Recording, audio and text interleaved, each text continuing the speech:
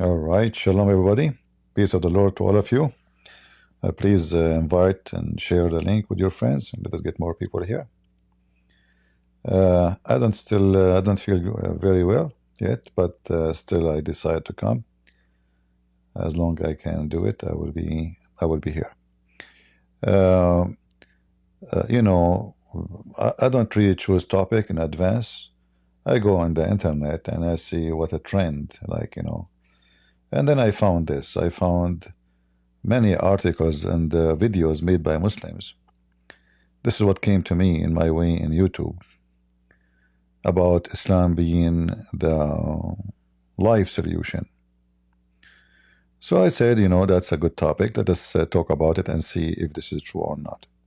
So if you go in the internet, you will find, like starting from the AI, according to Islamic belief, yes, Islam is considered a solution for life problem because it provides a comprehensive set of guidelines and principles for living morals and just life.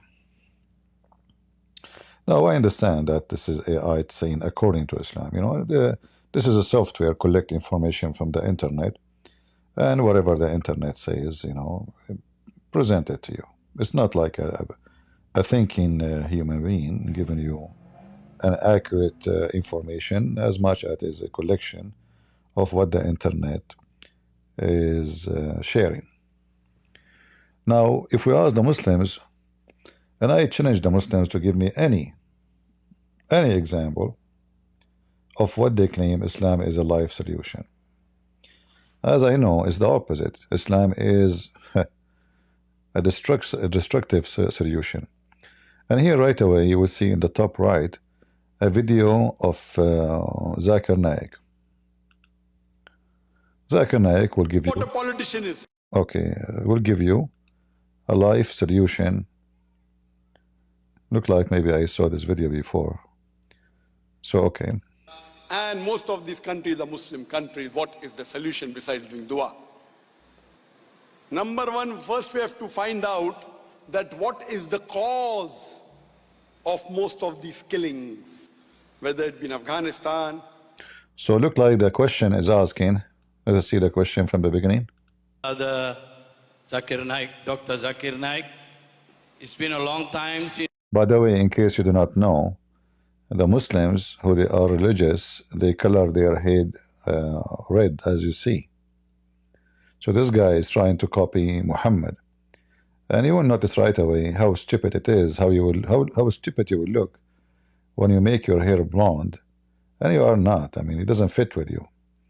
But Muhammad, because he is racist, he want to be blonde, so he color his hair red. And that's why you see this Abdul here, his hair is red. So he's asking a question. Let us see what the question is. Since I see you, last time I used to see you in Penang. Now you are no more coming to Penang.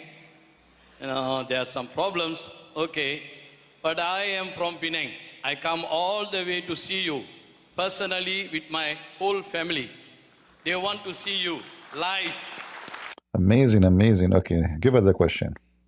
MashaAllah, always watching in TV. MashaAllah. Now they want to see you live. Okay, Alhamdulillah. My question is, MashaAllah, the subject today is Islam is a solution for humanity, but it is very unpleasant that we are seeing in this world today what is happening in Syria, Muslims killing Muslims. What is happening in Yemen, Muslim killing Muslims. What is happening in they're like Myanmar, yes, we agree. Rohingyans, they have been killed mercilessly, we agree. But there is a solution now. What are we Muslims are supposed to do? What is going on in Yemen? What is going on in Syria? These helpless men, women, and children being killed, murdered.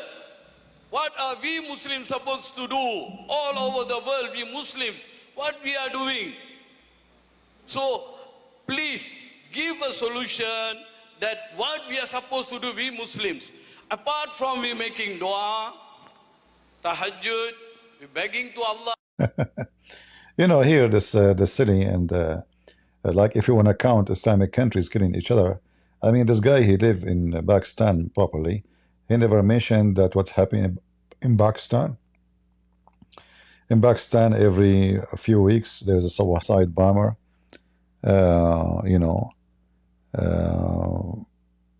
coming to you know,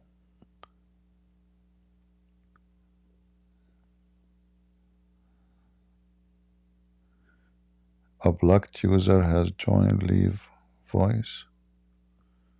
What is that? Is my voice coming, guys, in Discord? All right. Yeah. He is worried about what's happening in Syria, but well, he's not worried about what's happening in his own land. This is how hypocrite they are. I mean, can you find even one Muslim country is not killing each other? Just anyone, you know. Like now, there is a war between Ukraine and Russia, and even in that one, the Muslims are heavily involved. So war in Turkey, Turkey with Syria, and Turkey with the Kurdish, war in Iraq, war in Libya, war in Yemen, war in Somalia, war. Where else? Where? Let's remember. Between Morocco and the Sahara, you know, and the Polisario, war in Libya, war. I mean, what is left? There is Afghanistan. Everywhere there is war. War between Iran and the Kurdish, Turkey and the Kurdish. We mentioned. I mean, this is Islam. So what is the reason for all those wars if Islam is a solution? And let us see what, you know, Zakir Naik will say. The cause is that we find that the enemies of Islam, my main focus of my talk today was that how the enemies of Islam are trying to malign Islam, and how the enemies of Islam are justifying to attack the Muslim countries. See here, you see the stupidity and the liars. Like, if we go back in history from the time of Muhammad, was Aisha from the enemy of Islam when she took an army to kill Ali? Like, was Aisha a CIA agent? They forgot the fact that American, they always support the terrorist. American government, they support Osama bin Laden. They support the Muslim terrorists in Bosnia. They killed more than 10,000 Christians in Serbia. So American always support terrorists, Muslim terrorists specifically. And they hand weapon against Christians. This is not new. But in order Muslims to justify, or let us say to explain why they are being doomed, they don't say the truth that because Islam is a religion of terrorism, and Islam does not have a solution except killing each other in case we have a disagreement. So the first solution Islam presents in case of a disagreement between two Muslims is killing, you know, each other. In fact, Muhammad in the Quran, he made it clear that if two groups of you disagree, try to fix it between them. If not, kill the one you think is unjust. So, and every group of Muslims say, I am the just, he is unjust, and they justify the killing. So they cannot, they don't have honesty and dignity to say Islam is a religion of war and killing and bloodshed. Muhammad was a rapist, Muhammad was a killer.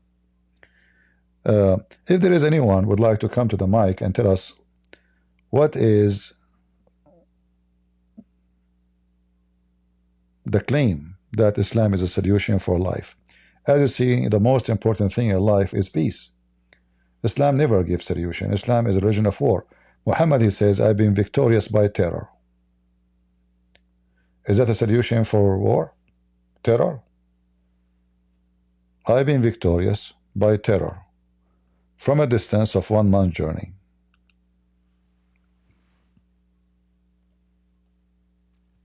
So how we can fight war if your prophet himself He's a big fat criminal. And he have no shame to say, I've been victorious by terror. He was not helped by God. He was helped by terror. He was not helped by debating and winning a debate.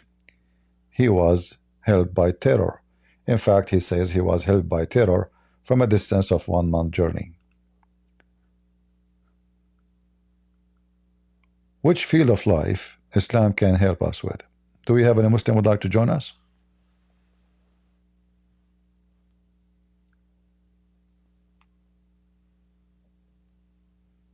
Anyone?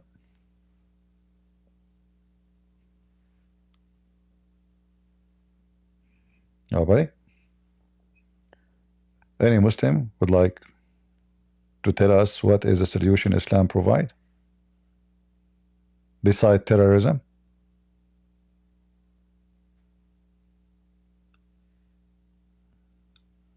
Anything else? Like, what about how a human being can help to fix his family problem? How we can fix that? Beat your wife. Islam provide solution for life problems. So now you fear that your wife, she is not being very much disobedience, like you tell her, make some coffee for me, she is not standing up and making it right away because she is your slave. You beat her. Is that a life solution?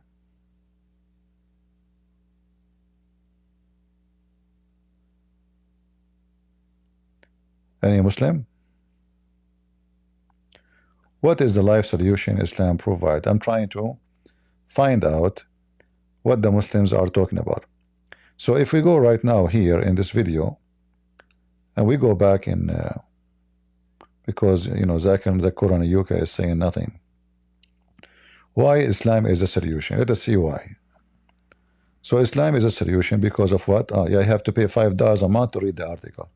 What a scam. Is Islam the solution for contemporary problem? Sure. And let us see if there's a real article here. Islamic solution to the world's social problem. That's amazing. Okay. Omar Mambaya. That sounds like an African. The word plunged in a sort of problem, social. Okay. So what is the solution? Let us see. Do you have like A, B, C, D? Okay, hold on. Let's see. We'll start from here maybe. The variability of Islamic law and to solve current problem, global warming. Maybe global warming can be solved by Islam. The divine nature of Islam make it the only religion in the world that offer genuine solution. Like what, Muslims? I want to know. Like what? Like what? To such problem as social unrest. As an example, how we can stop pedophiles. Islam follow a pedophile. So instead of fighting pedophile, Islam solve the problem. Make everybody pedophile. Right? Pedophile is a problem. It exists in every society. Somebody is pervert, sick in the mind. He want to hurt children. How Islam solve it? By making a pedophile is the right thing to do. Because Muhammad himself is a pedophile. So now here we go, see, we solve one of the biggest problem in the world. Pedophile is not sick no more. Pedophile is being the right way to do sexual life. All right? What else? Instability, poverty. Well, Islam will solve poverty. So who is holding Muslims in Pakistan to be rich? The biggest Muslim country in the world, Indonesia. The second Muslim is Bangladesh. The third Muslim is Pakistan. The three are the top poor countries in the world. Islam will solve poverty, or Islam will increase poverty, because you Muslims, you have tons of wives, keep marrying wives and having kids in the street.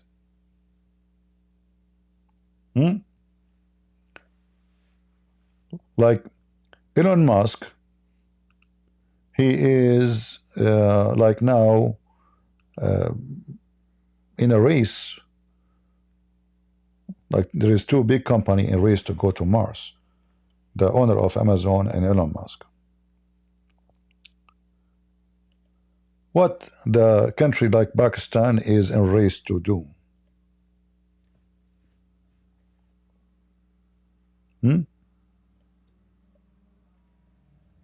You keep begging the Western to give you money because you are hungry and you are destroyed.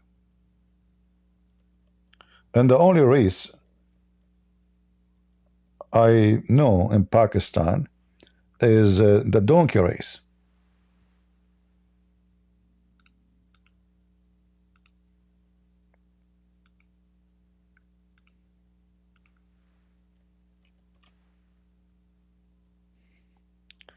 Now, I am sure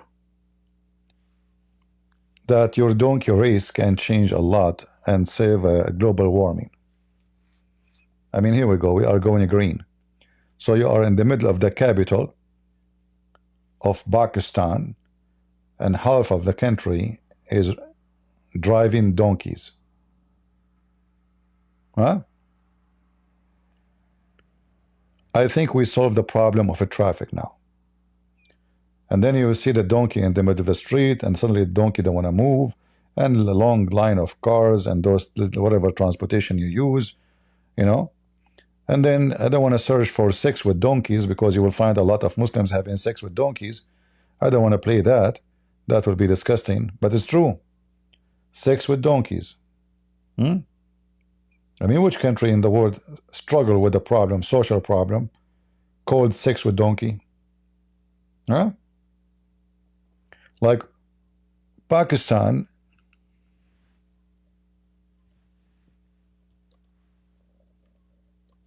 is the top dog search engine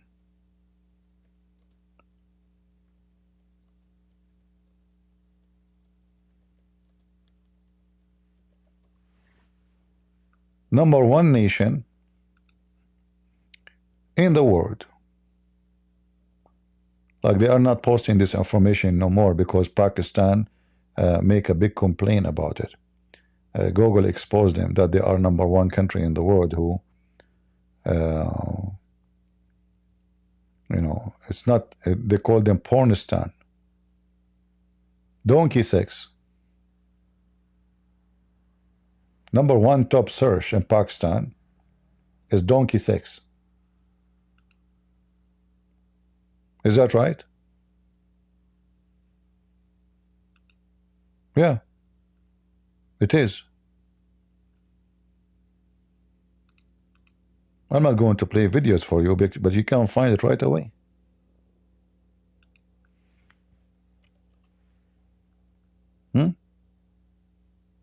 #1 nation in sexy web search, call pornistan. Call it pornistan.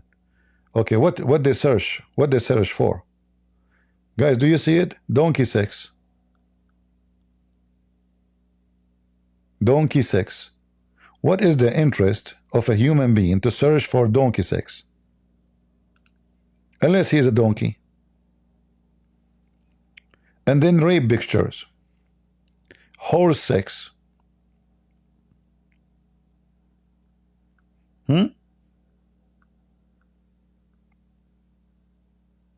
Egypt is ranked #2. So Pakistan is #1. Egypt is ranked #2. What they are looking for? Donkey sex.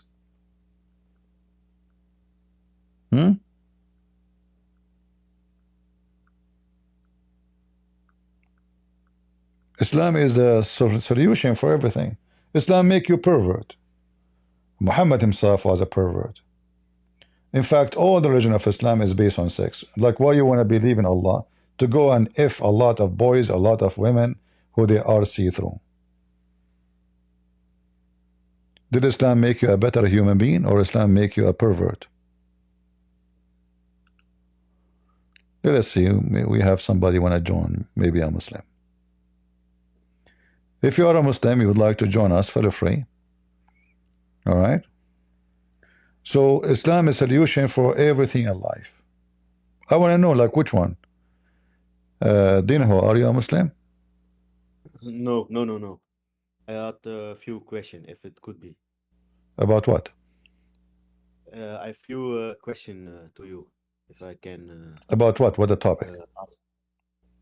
Not the topic about Islam. Well, we want to focus on the topic, focus with me. All right. When we are done with Okay, this, okay, maybe something else. All right. Thank you. okay, yes. Okay. Do we have any Muslim would like to join us? How Islam really is a solution for anything?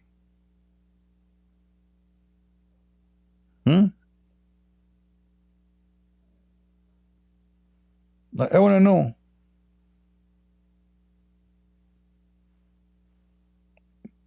Why #1 country in the world searching for sex is not America? I mean, don't you say America is pervert country? Why it's not Israel? Why it's not Holland? How come the one you call them pervert, Muslims, you call them pervert, right? You call them they have no ethic. We Muslims have ethic. Our wives wear burqa. It turned to be what under the burqa is different story. Like as an example, I will show you a life solution for any one of you Muslims if you have a problem with jealousy. Like if your husband, he have a jealousy because you are seeing mature men, what do you do? Breastfeeding for adult.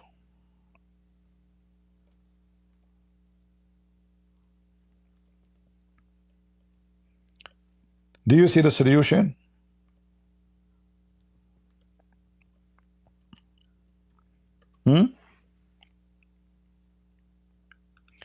A woman, she came to Muhammad. She said, my husband is jealous because this slave boy, who is a growing man now, he is jealous because of him. Muhammad, he says, oh, he have this pleasure in his face. He's not happy to see him, huh? Okay, no problem. Breastfeed him. Right? The Messenger of Allah said, breastfeed him. She said, but he has a beard. Look, see, there's a problem.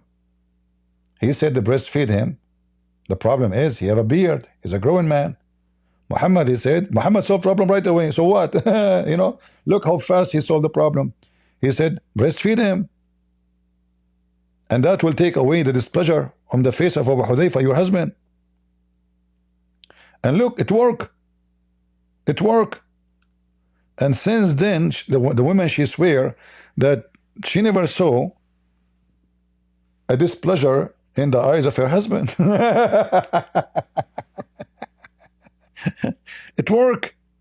I mean, those people are really lying to you, my friend. They say this is not right. They say it worked. It worked. If you go, like there is a sheikh, they ask, like, what if you go in the taxi and the guy looking at your wife? So what? How you to stop him from looking at her? Yeah, breastfeeding. The wife, she give him her boobs. He will suck it, and then he will, he will not be jealous no more because you become a pimp. Huh?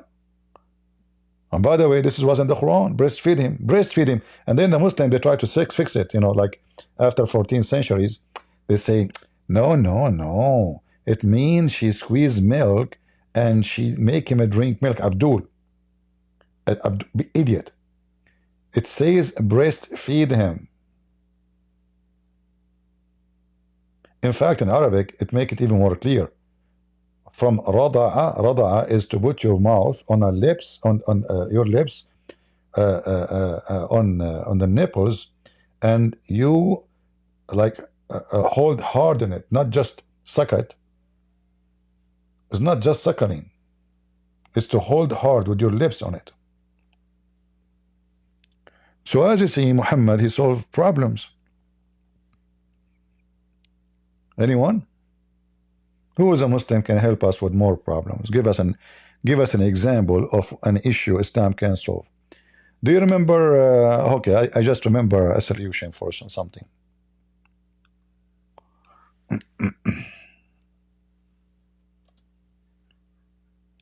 I just remember something.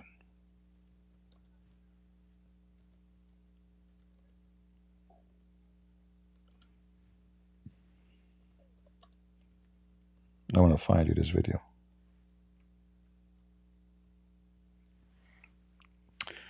Islam have a solution. Look, for what? Exactly for what? There's a big solution. You remember when Nader Ahmad, he called me and he told me that Islam find a solution for alcohol? Do you guys remember?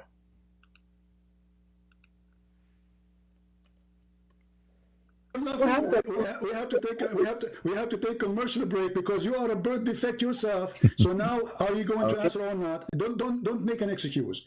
Are you going to answer how Allah he says that alcohol is a great product and it is a sign from? Just to make it simple for those who do not watch this, I don't call it debate. I mean, those guys are just stupid, you know. I never debated a Muslim, actually. All of them, they are not even worthy of calling it debate. So this potato, he called me. He go around and he claimed that Christian Prince keep running away from him. He's like a puppy, you know, holding me from my pants, from my socks, you know. But this guy, he don't even, you know, he cannot even speak to me for 5 minutes.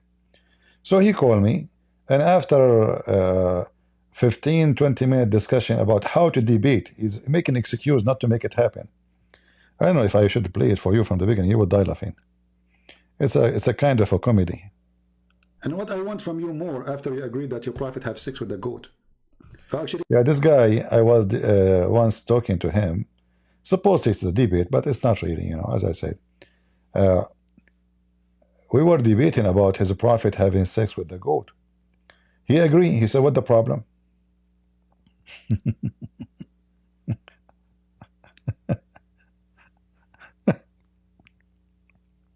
He agreed. He said, better than your Bible. he's here. Hold on. Yeah, let us call him. Hey, Nader Ahmad, how are you? Hello.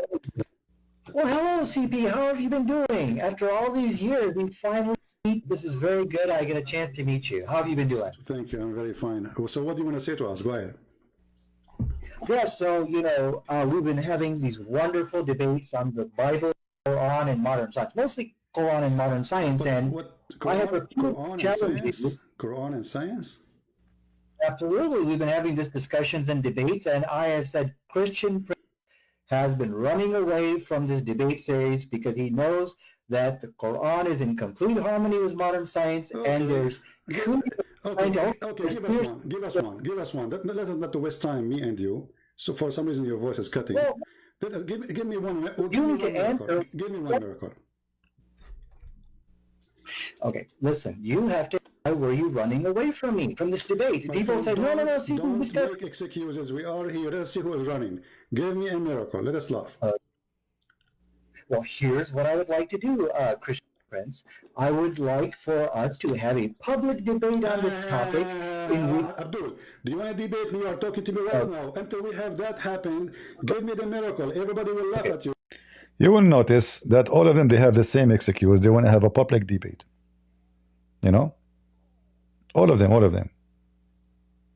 They debate everybody except me. It have to be a public debate. Like Sheikh Uthman, Fifi, Faridi. You know Faridi? He will debate me anywhere in the world. But he will never dare to call me or I call him. Yeah, all of them, they want, you know, face-to-face only.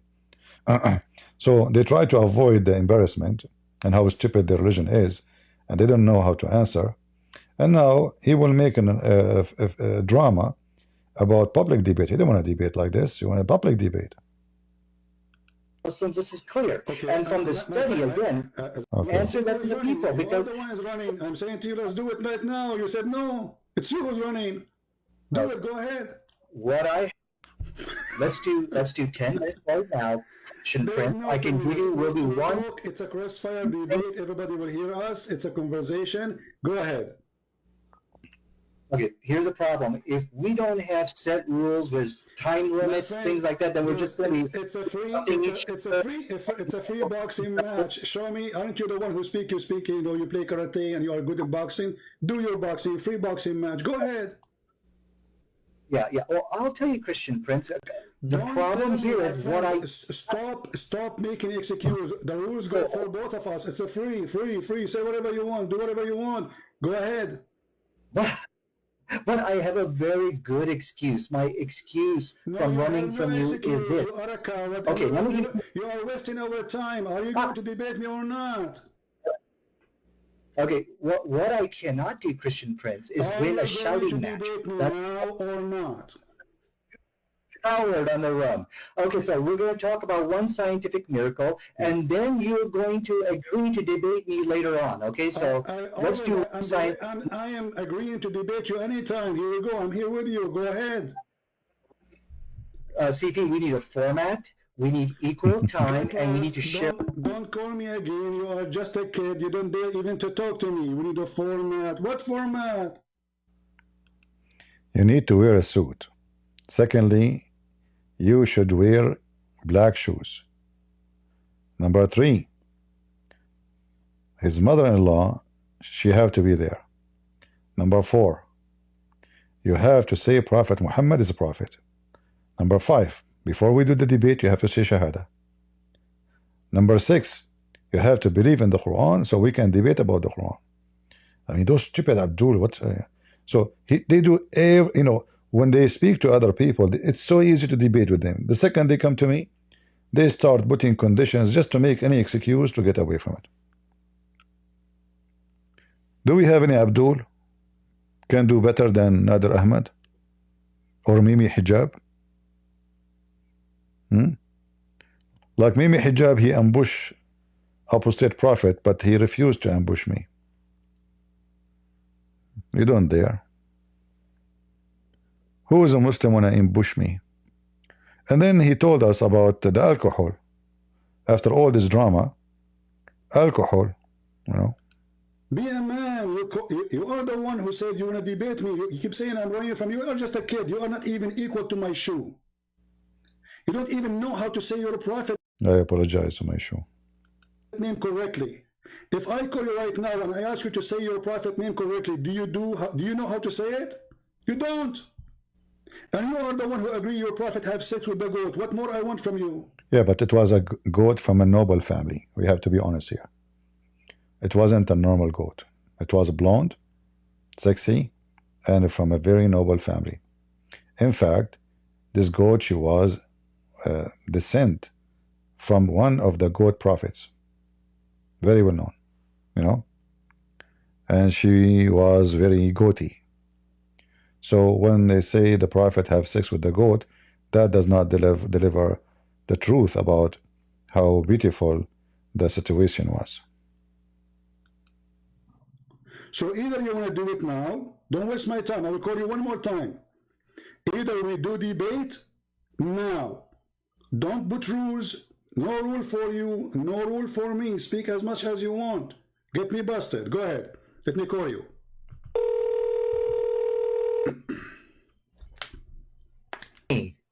So That hurt my feeling. do you accept or not? You hurt my feeling. Yes, let's do a debate because I know you'll run away like a coward. So let's just do what you want. Go ahead. Nader, be a man once in your life and talk. Go ahead. Speak as an adult. Go ahead. What do you want to say to us? Go ahead. Yes, so we're going to do one scientific miracle that proves that the Quran is the truth and you are actually following a demon called Christ. So both the Bible and the Quran actually answers a question on the issue of alcohol. Now, what's very interesting here, there was a study done. I don't have my desktop, which is shared. I'll show you that study. But in this study, it showed that the Quran actually, because of the teachings of the Quran, the Muslim women are 50 times less likely to give to give birth to a who has fetal alcohol syndrome. The study said you got to go to the Christians because of the influence of the Bible. So the question tonight, which Christian Prince needs to answer here, is, okay, so the book of Quran and the Bible, they gave an answer to this question of alcohol. And when we look at the Quranic answer, it is a far superior answer. What is the Quran answer? Until now, you did not give me the verse from the Quran, remember? We are talking about chapter, well, I'm sorry, chapter what? What'd you say? What chapter? Chapter 5, verse 9? What chapter? Chapter 5, verse 9. Chapter 5, verse 90. Chapter 5, verse 90. Okay, tell me about it. Go ahead. Now we know what you're talking about. Go ahead.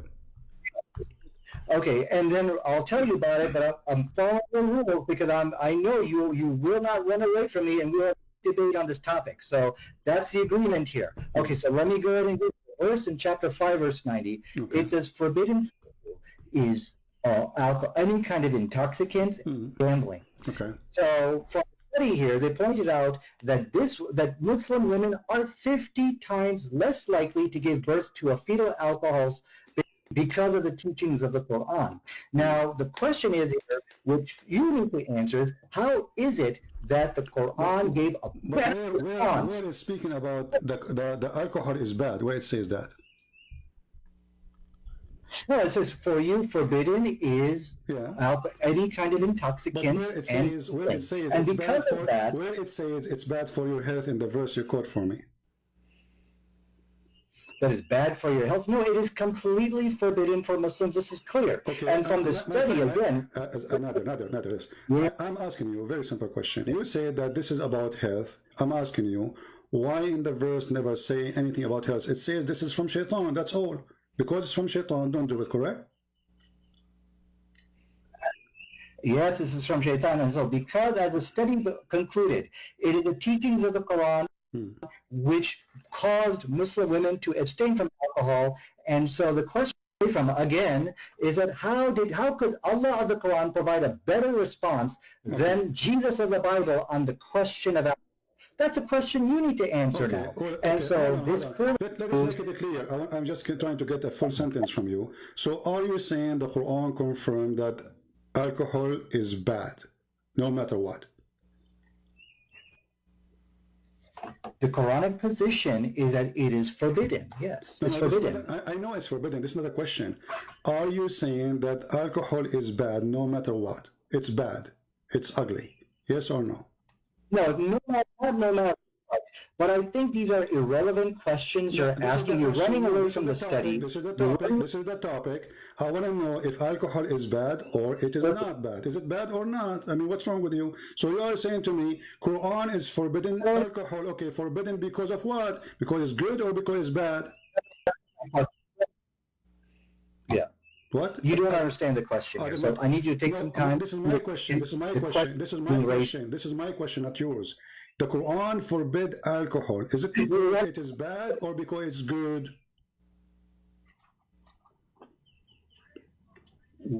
You're saying, okay, so you're saying alcohol is forbidden in the Quran. Is it because it's bad or good? Why you are in trouble? Very simple question. How many times I need to repeat? Listen carefully. The Quran forbid alcohol. That's wonderful. Does the Quran forbid the alcohol because it is bad or because it's good? So the reasons why the Quran forbade, there's actually a reason in the Quran. They said there's some good that outweighs the good. That we look at the answer. And so the issue here. Why you are making a speech? I mean, the answer is very simple. Allah forbid alcohol because it's bad, or Allah forbid the alcohol because it's good. Which one? Choose one. I've already given you the answer. Now the issue, I'm going to read it to you, and you got to answer. I want a clear answer. Is it bad or good? Is alcohol is bad or good? See, CP, I need you to stop interrupting me. I know you're scared. I know this is the point you are not able to answer. And one word. Is it bad or good? You are the one who chose the topic. Everybody is my witness, and now you don't dare to answer. What's wrong with you? Okay, Allah forbid alcohol because it's bad or because it's good? CP, CP, you gotta let me, don't interrupt me. You have I'm to let not me interrupting answer. you. You Okay, are we're gonna have an answering. You are intelligent making a speech. I mean, the answer is very simple. You call me, you say, according to science, proving that women, they give birth and they have a defect in their birth. That's wonderful. That means alcohol is bad. So why you don't say it's bad? Is it bad or not?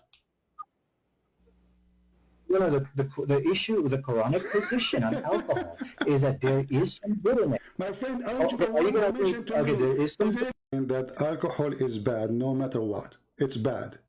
then Jesus Sorry. The reason he didn't want to answer, because, those people before, many of you do not know. We have long history, with those Abduls.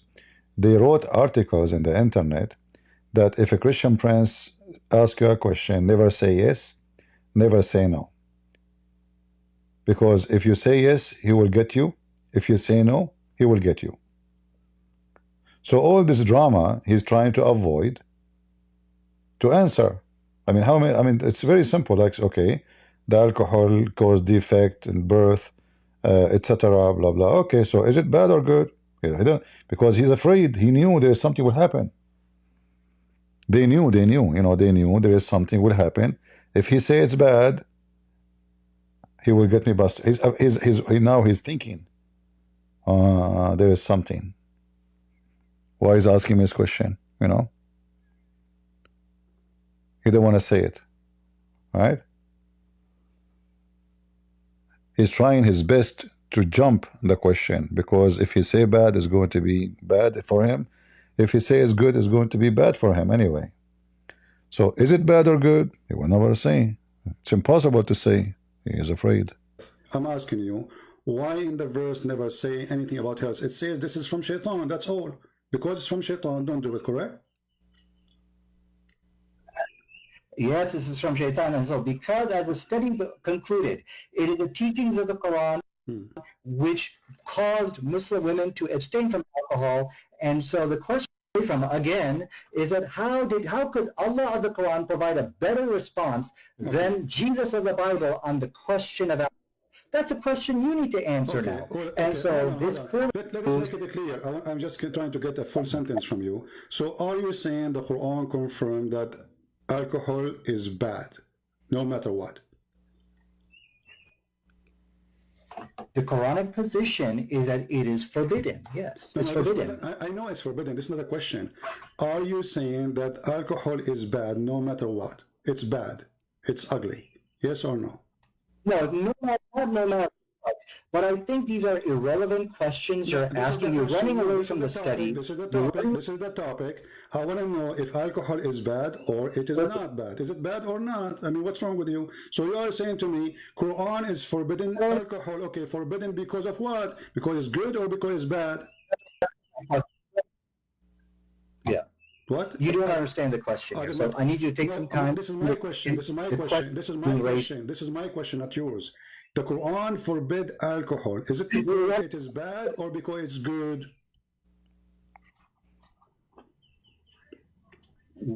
You're saying, okay, so you're saying alcohol is forbidden in the Quran. Is it because it's bad or good? Why you are in trouble? Very simple question. How many times I need to repeat? Listen carefully. The Quran forbid alcohol. That's wonderful. Does the Quran forbid the alcohol because it is bad or because it's good? So the reasons why the Quran forbade, there's actually a reason in the Quran. They said there's some good outweighs the good. That you look at the, and so the issue here. Why you are making a speech? I mean, the answer is very simple. Allah forbid alcohol because it's bad, or Allah forbid the alcohol because it's good. Which one? Choose one. I've already given you the answer. Now the issue, I'm going to read it to you, and you got to answer. I want a clear answer. Is it bad or good? Is alcohol is bad or good?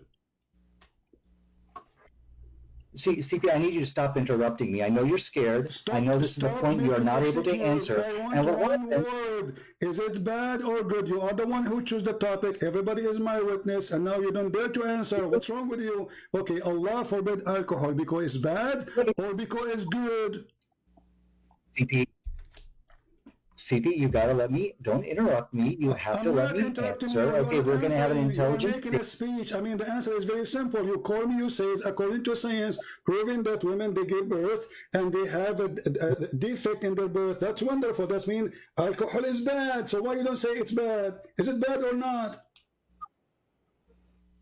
You know, the issue with the Quranic position on alcohol is that there is some good in it. My friend, aren't you the Are one you who gonna mentioned to okay, me? there is some Is it you who mentioned to me in the beginning saying that science proved that most of women who give a defect birth, the reason for defect birth, and you mentioned the word the Christian specifically, the reason for that, the highest percentage is Yes. because of alcohol. So is alcohol is bad or good?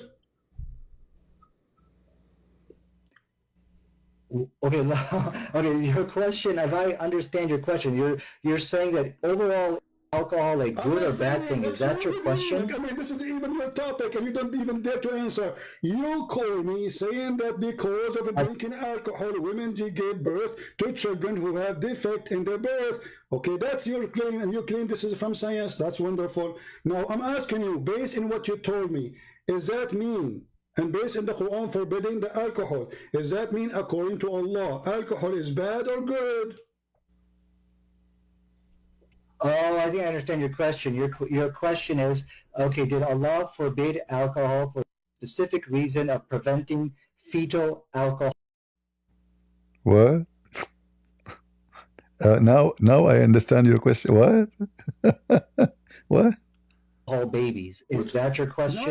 No, what's wrong with you? You are in trouble. You are like a cartoon, Mickey Mouse. You're in the corner. You not know what to say. I'm asking you, is it bad or good? Very simple. Don't tell me any reason. I want to know. Is alcohol according to the Quran bad or good? Bad. Okay, to answer your question, it's bad. But there's a little bit of good in it. The Quran did Finally you said it is bad. So Yes, how come the Quran says it is good? Here we go. This is the chapter 16, verse number 67. You made me lose my voice, repeating the same question. The Quran says that the alcohol is amazing drink, is the best. It's a miracle of Allah. Read for me the verses.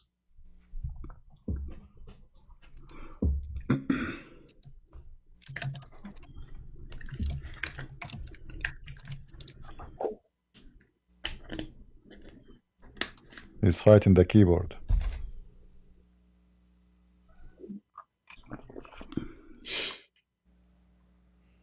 Are you finding the verse? I'm sorry, I'm not even looking at your screen. Well, did you want me to respond? Oh no, I don't want you to respond. You can call a friend. I mean, what's wrong with you? The Quran says, you said to me it's bad a second ago. You said to me a second ago, the Quran says that the alcohol is bad. Now the Quran saying that alcohol is a great drink. It's even a miracle from Allah. It is a benefit for mankind. And you can change any translation you want. What translation you want me to put for you on the screen? Okay. Oh, okay. I'm sorry. I'm not even looking at your screen. So let me answer that if I may. Okay. And one thing I will require of you, Christian, do not interrupt me in my rebuttal. Because if we're going to have an intelligent debate, we should not be interrupting. Even a rebuttal, because simply you just say that the alcohol is bad. The Quran is very saying the alcohol is amazing. I mean, can you even make a rebuttal? Yeah. Okay. So let me now respond to you without interruption, because if you interrupt me, this is an act of cowardice, and this is exactly what I'm saying. He can't handle me in this debate, so he's got to interrupt me. So let me now go ahead and. I don't know how Nader Ahmad he do have sex with his wife. I think he never finished once, because she always will be interrupting him doing something. We are live in Discord in case you are Abdul. So this is how stupid the Quran.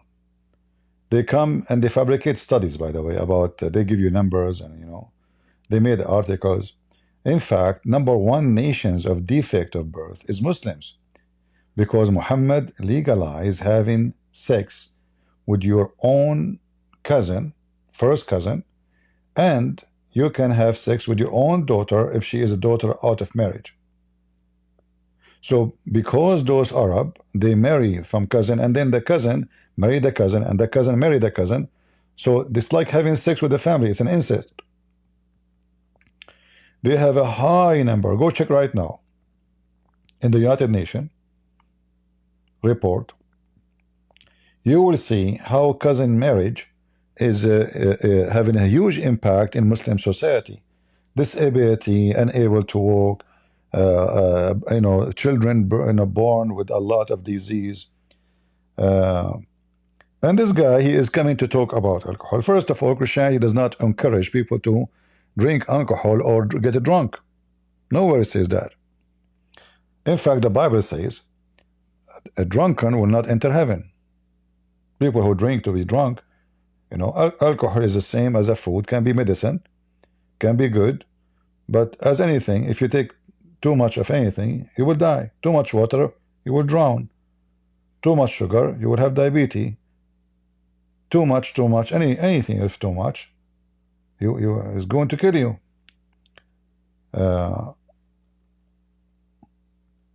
And marrying the cousins is a big reason for birth defect. If we go right now and search in the internet, you will find how risk increase in any population have a marriage for first cousin. And then the first cousin is not only going to stop there, because it's not like one-time deal. So your parents are cousin, and then you marry your cousin, and then your son marry his cousin. So simply you are having sex with your sister, and then all the birth defect in the world can happen.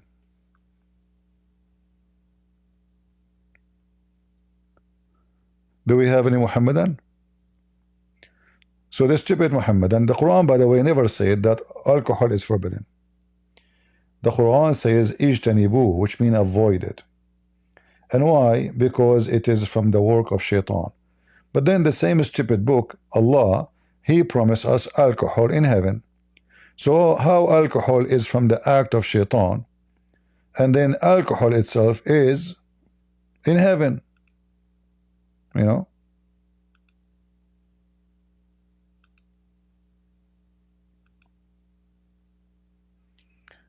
Even the heaven in Islam promised you a river of wine, not just not just alcohol. River. It's not like you get a day maybe a bottle of yeah.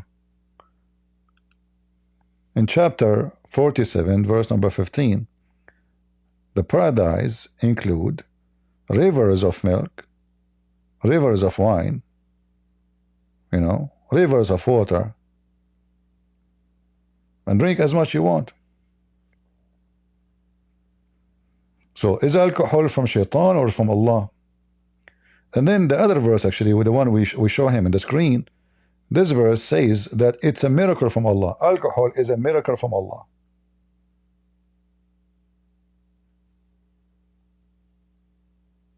And this is taken from the legends where, supposedly, I think the god of the Greek, he was able to make wine. It's a miracle from the goddess. The Quran confirmed that the wine is a miracle from Allah. And nobody will acknowledge this miracle except the good people. I just see in the screen.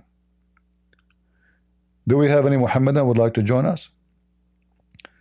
We are live in Discord in case you'd like to join. Feel free. All right. In the Middle East, Middle Eastern Christians, they sell alcohol, but the buyers are Muslims. And when they drunk, they don't drink to drink, they drink to drunk.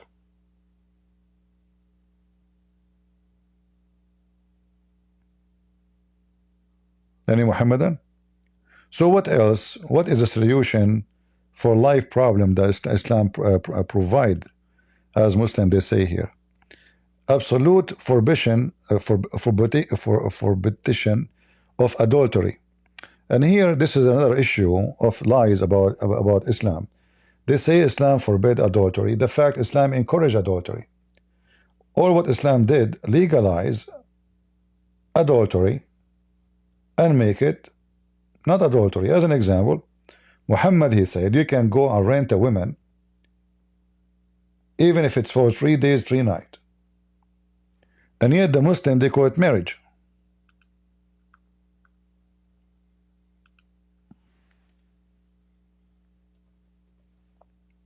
So you go to a woman, you say to her, I want to sleep with you for 3 days or 2 days or 1 day. How much you charge me? Remember, in the website it says Islam forbid adultery. What is this? And you have to pay her, by the way. You have to pay her. It's not for free. This is literally prostitution, not adultery only. So you go to the women, any women you see, you ask her how much you charge for a night or 3 nights, starting, let's say, from 6 p.m. or 6 in the morning or whatever time. There's a condition for this. Number 1, you discuss how much she will get paid. Number 2, for how long, from what time to what time. Number 3, both they have to agree after discussing. Like she have to say certain words, I acknowledge and I agree, and he say I acknowledge and I agree. And then they go to bed and they do boom boom. And when the time is up, there's no divorce, because it's not a marriage, it's a sex contract. So the Muslim, they keep saying to us, Islam forbid adultery. Not only that, if you have my book Sex and Allah, you can get them from Amazon, you will find that the Muslim, they have tons of marriage, tons of names. Like as an example, Zawaj friend. What is Zawaj friend? Friend is an English word, right? We know it. Zawaj is an Arabic word mean marriage. So instead of having boyfriend, okay, you marry a woman and she is your girlfriend, but you don't sleep with her, she don't live with you. You know, let us say you want to stay together for like 3 months, 4 months, but you don't stay in the same home. Like every, let's say, a few days, you meet in the hotel room, you do boom boom, she go home to her family, you go home. Very advanced religion. And they say to you, this is not adultery, and this is not for, fornication. And even the, the Muslim Shia, they make fun of the Sunni about the Zawaj friend. Even the biggest imams of the Sunni, they call, especially those who color their hair with they want to make it redhead, they call for Zawaj friend. Or what about travel marriage? What travel marriage? You want to go to a country, but haram to sleep around, haram, brother. So they provide you in the room, like the hotel, Muslim hotel, they will send you a girl to your room, and you will marry her for the period you will stay in the hotel. You will marry her for the period you will stay in the hotel. So let us say you want to go to a country, whatever country is, and you will stay there for 10 days.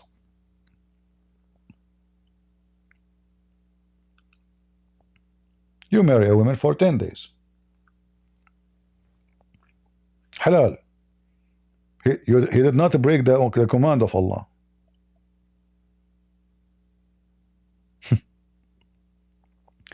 So when the Muslims, they say that Islam forbid adultery, that is a big fat lie. Muhammad is the biggest adulterer. Muhammad, even he took his own son wife.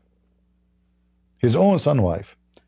The Quran in chapter 25 verse 54, and you can read the interpretation of it, of Al-Qurtubi, you will see a Muslim even can have sex with his own daughter if she is a daughter from adultery, not from marriage.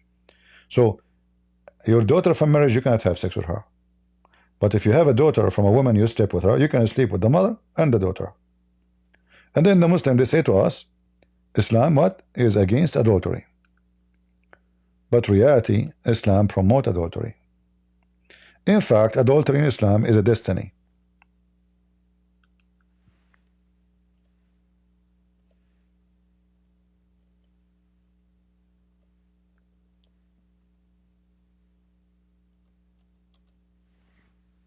Destiny. It's not you who decide to do adultery or not. Allah decide for you to be an. Every human being have to do adultery, and Allah decide for you the portion of how much adultery you do. So how Islam is against adultery?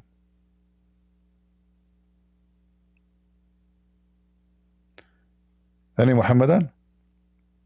So you notice that everything they say about the religion is a lie. Islam did not solve problems. Islam created problems, because let us think about the social impact of me renting a woman for 3 days. What is a social impact? A great number of women, their job is to open their legs to men because they make money from it. That is a social impact. And then a great numbers of kids, they have no father, because the father, even if he knew his father, the son would not grow with his father because there's no marriage. The woman, she slept with him for 3 days, and then next guy. So when they say Islam provides social solution, that is a joke. It is the opposite. You see, I grew up in the Middle East. All the kids who clean shoes are Muslims. I never saw a Christian kid in the Middle East cleaning shoes. Why? Never saw. Muslim kids all over the street. Little girls, they let them in the street begging for money. So like the pervert, they touch them, the pervert, they molest them, the pervert can rape them. God knows what they would do to them. They don't care for their kids. They just have sex, make babies, throw them in the street. Islam never solved a social problem. Islam is a problem. Do we have any Muhammadan?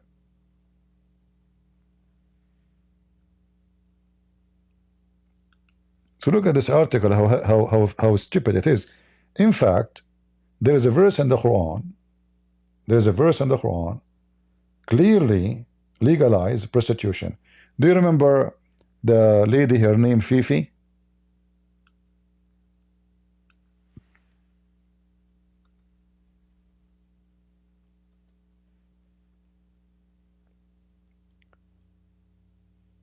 Those Muslims, they keep accusing Christian Prince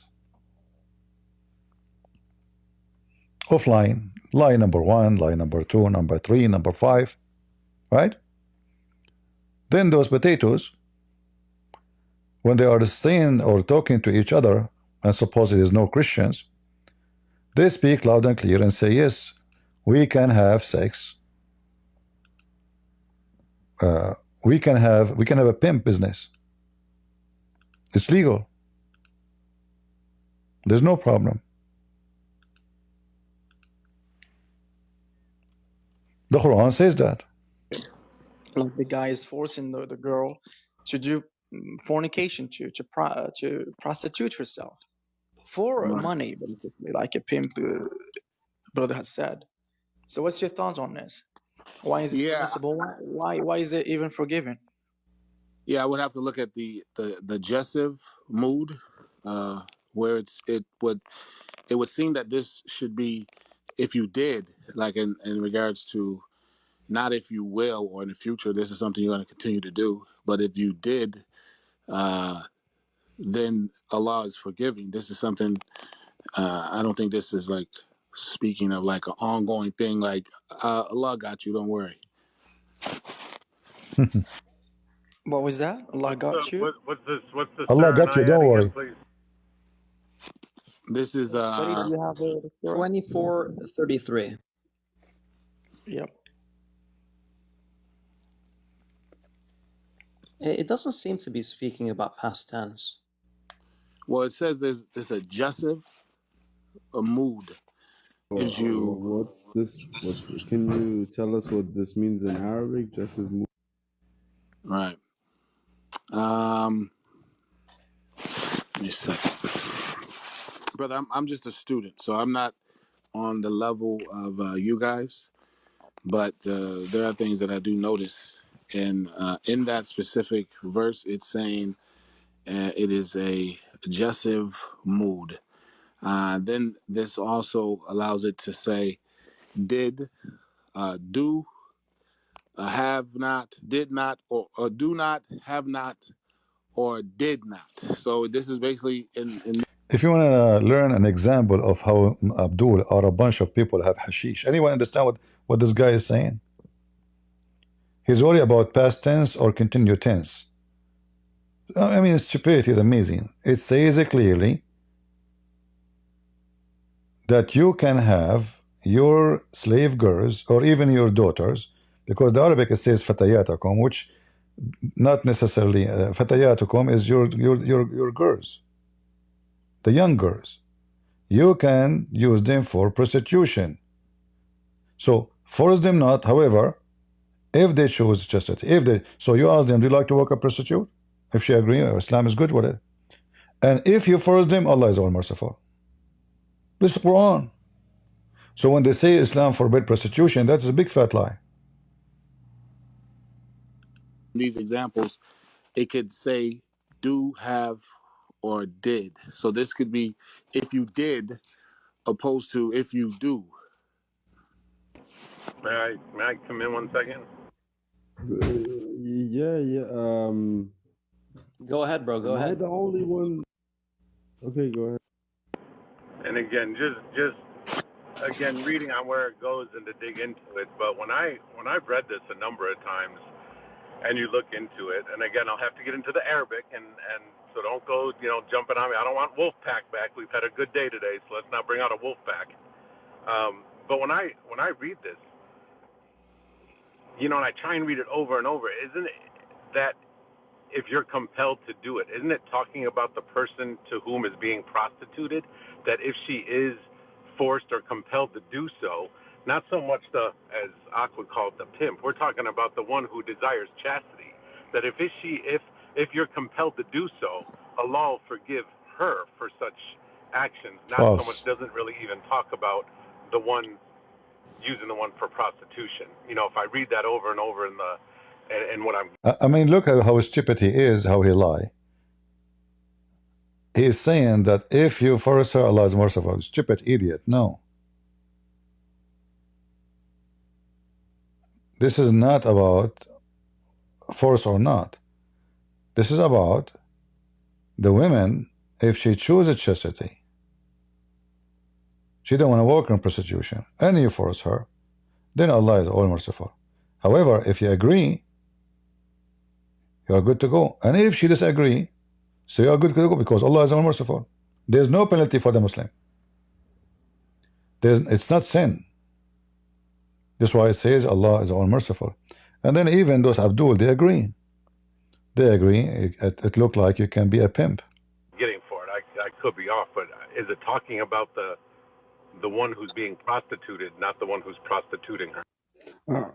I mean, like, for example, in certain parts of Nigeria, marrying off your daughter is an essential part of surviving life, right? So sometimes you might basically prostitute your daughters so your family can survive, right? And it's about and what I can read from this verse, what is denoted here from the Arabic is basically that if that happens, then there's forgiveness, and I find that beautiful. Okay. Abdul Bar, would you like to share your thoughts on your understanding of the verse? On my real understanding of the verse, or Guys, it's beautiful. In Nigeria, a Muslim man, he prostitutes his daughter to survive, and Allah is all merciful, forgiving. That's beautiful. Okay.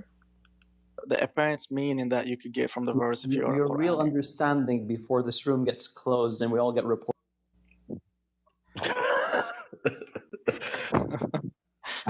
You don't want anybody. He's afraid that the chat room will get reported because they are talking about boom boom. Thinking that Pimps are allowed in Islam. Yeah, I appreciate that. Yeah. See? They agree. Pimp is allowed in Islam. I appreciate that. And Faridi agree. In fact, he is saying it looked like you can be a pimp. Pimps are allowed in Islam. Yeah, I appreciate that. Yeah. So the but- verse is speaking. It's actually explained through the sayings of the Sahaba, like Ibn Abbas, but it's also explained through another harf of the Quran that was recited during the time of the Prophet, peace be upon him. وَمَن يُكْرِهُنَّ فَإِنَّ اللَّهَ مِن بَعْدِ إِكْرَاهِهِنَّ لَهُنَّ غَفُورٌ رَحِيمٌ. So whoever, and if you do force them into prostitution, then Allah, after their enforcing to them, meaning to the women, is forgiven and most merciful. Not to the person who's doing the forcing, not to the guy who is forcing his maids. That's what I was saying, right? Is that what I was getting from that? Yes, that's correct, but that's taken from the Sunnah. Right, but I just in took the that scenario. from the words is what I was saying. I didn't No, know there was a but- hadith about that. So Yeah, but you cannot force me to understand that. I mean, if a guy right now has maids or daughters, he wants to force them to for prostitution for money, he would point to that verse and say, Allah is forgiving, most merciful. Why would I take it? And I would point them to other parts in the Quran that when you read that, it's like, come on, brother, they're not talking about the one who's doing the making her be a prostitute. They're talking about the one who is being prostituted. That if she's forced to do so, then Allah is forgiving, right? I mean, See here how they lie? Fifi already explained to them. He said, no, this is about being a pimp. This is not about forgiving the girls. People, they came, the women, they complain about their husbands. They are forcing their slave girls for prostitution to make money. Muhammad, he did not oppose them. He said, force them not if they agree. Not. Which means if they don't want to do that. However, if you force them, Allah is all merciful. So they are trying to ignore the fact that the verse says clearly that you can,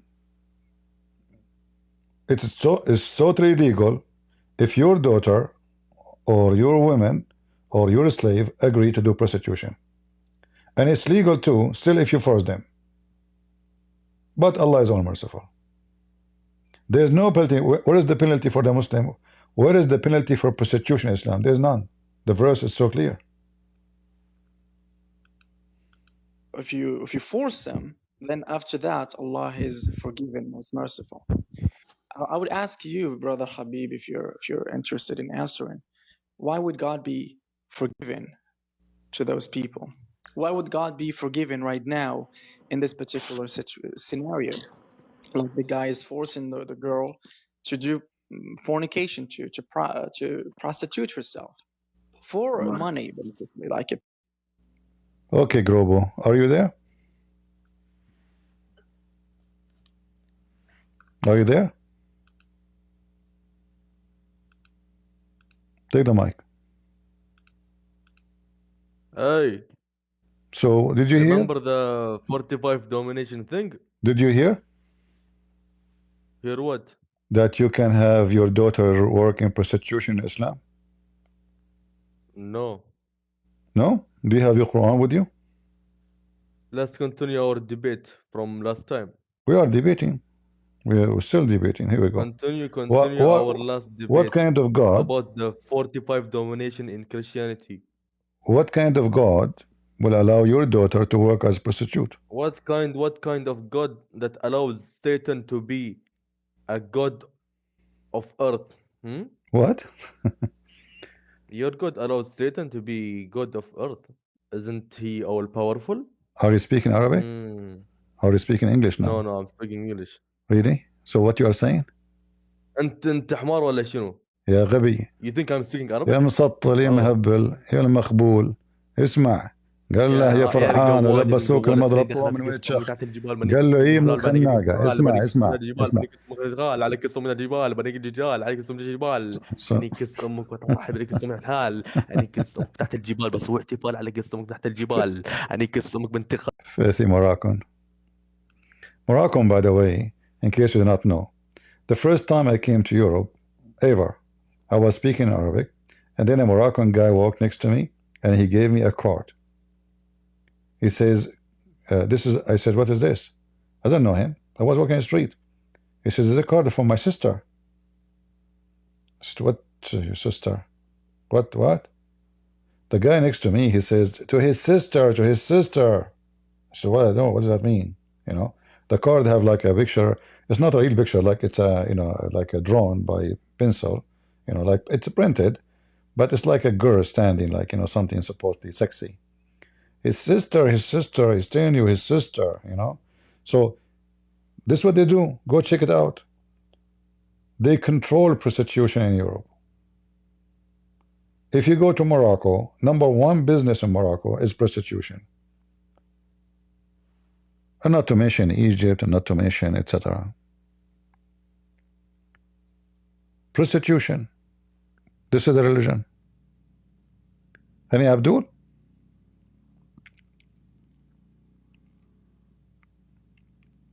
So they lie when they say prostitution Islam is forbidden. Muta, renting women, 1 night stand, 3 night stand, 5 night stand. Even, you know, they don't even have a shame to say that Islam, you know, allow renting women.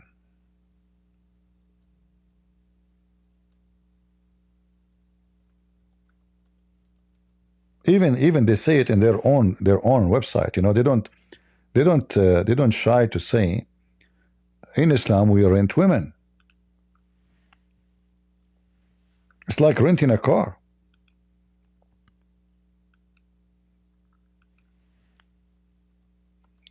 So behind this so-called, they claim to be conservative,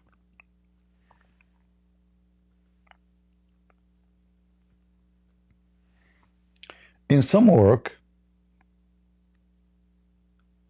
special term is applied to women who participate in muta, mustajara, or rented women. Muta is considered a kind of rental because in general, men basic aim of this kind of marriage, they call it marriage, can you believe it? Sexual enjoyment. And the women, with the women, in return for this enjoyment, the women should receive certain amount of money or property. And they say to you, Islam solve problems. Well, if this is solving problem, well, prostitution is a very old business before Islam. One of the most ancient business in history. And as I know, prostitution does not solve problems. It spread diseases and many social problems. Women, they sleep around, they get pregnant, nobody knows the father, the son grow in the street, and the daughter will be a prostitute again. Are they still slaves in the Middle East? Absolutely. Mauritania, more than 70% of Mauritania, as an example, is slaves. Until now. Don't you see in the Middle East, like when ISIS came, how many women they've been slaves? Slaves, nothing changed, you know. The only one who stopped slavery, actually, if we can say fight slavery, is the Christians. Otherwise, Muslim, all the black slaves came to the West, Europe or America. They've been captured, sold by Muslims in North Africa, like Morocco, Libya, Tunisia, etc. Number one slavery market in the world at that time, it was Morocco.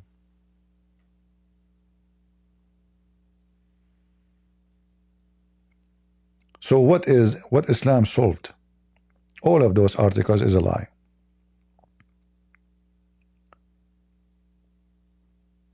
Nor come nigh to adultery, for it is a shameful deed, an evil opening to road. Okay, so they are saying to you adultery in Islam is a shameful deed, yet Muhammad, he allow you to rent a woman for why 5 minutes. Muhammad allow you to have sex with his child, like Aisha. Muhammad, he kidnapped women from their husbands. Muhammad allow Muslim men to have sex with married women as long they are not Muslims.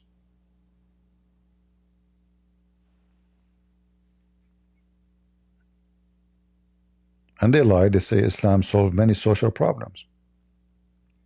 Women treated as a trash.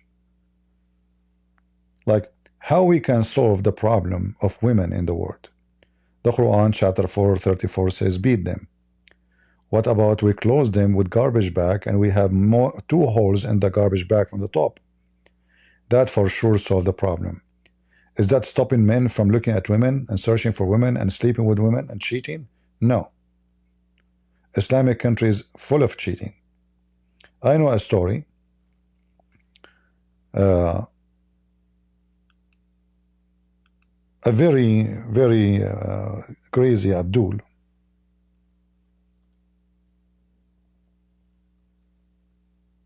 As all of them.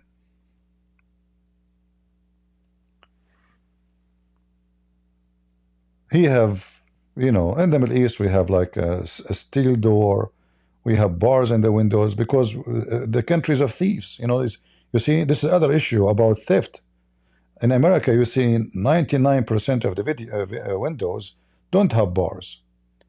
But if you don't have bars in the Middle East, your house will be robbed in 2 minutes. 2 minutes. So this guy, when he leave, he lock the phone. He take the phone, he lock it in the closet.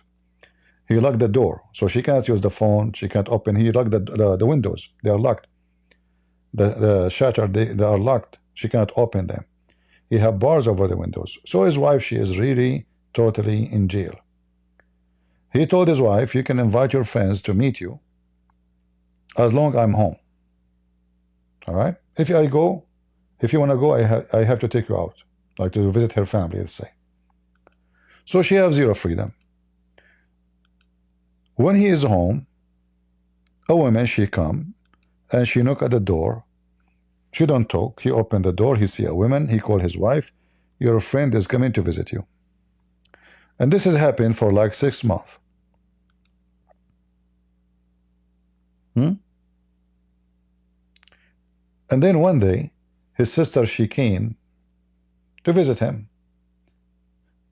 The husband told the sister, oh, go inside in the bedroom. My wife, she is with her friend. The sister went inside. She found a guy in the room. So for 6 months, her boyfriend is coming to the house, doing boom boom to his wife, and he is wearing burqa.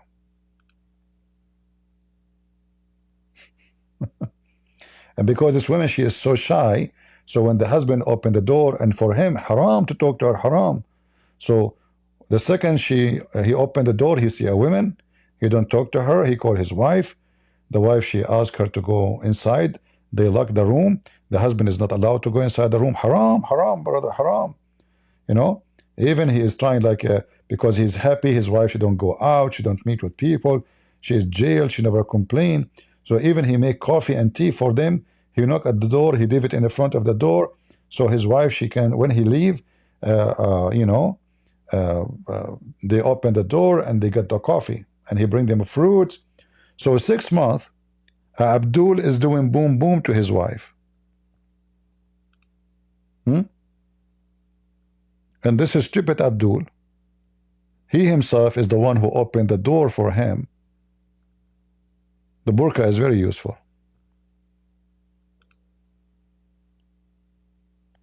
In fact, the burqa is the best way for cheating, because you can walk in the street, you will see your wife in the street with somebody, but you will not know this is your wife. It's the best way to cheat. You have no idea if this is her.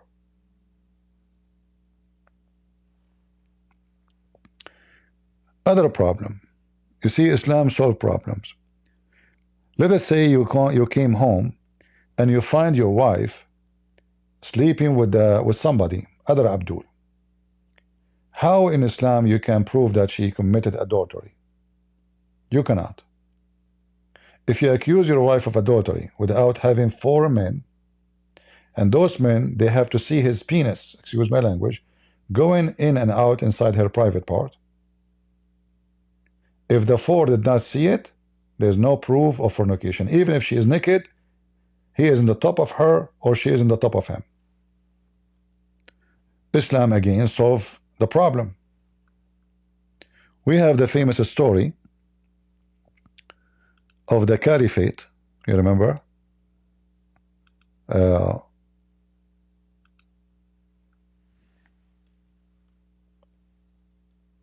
4 witnesses, they saw a woman and a man having sex.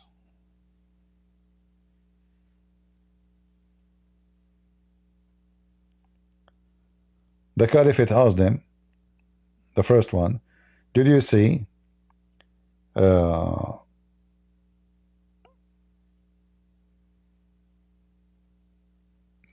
the penis of this guy going inside the vagina of this woman, like the pen going inside the inkwell? He said yes. He asked the second one, did you see blah blah blah, the penis inside like the inkwell? He said yes. The third, he asked the same question, did you see the penis going in like an inkwell, like a pen in the inkwell? He said yes. He asked the fourth one, did you see the penis going in like a pin in the inkwell? He said no. I saw her feet around his neck and they were shaking like a donkey when he is running.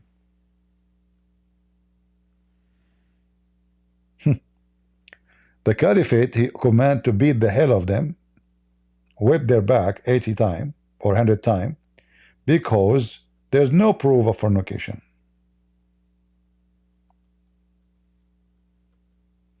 Because there's no enough evidence.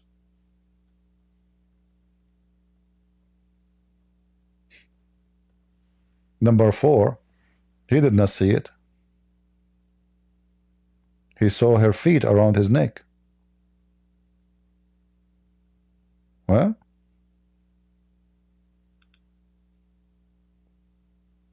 I mean, it's obvious there is no sex. So her feet around his neck, and they were shaking like an ear of a donkey when he is running. The caliphate come to the conclusion, okay, the first one, he saw the penis going in and out. The second one, he saw the penis going in and out.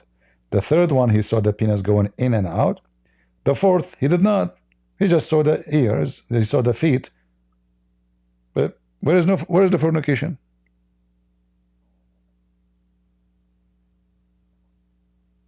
Right?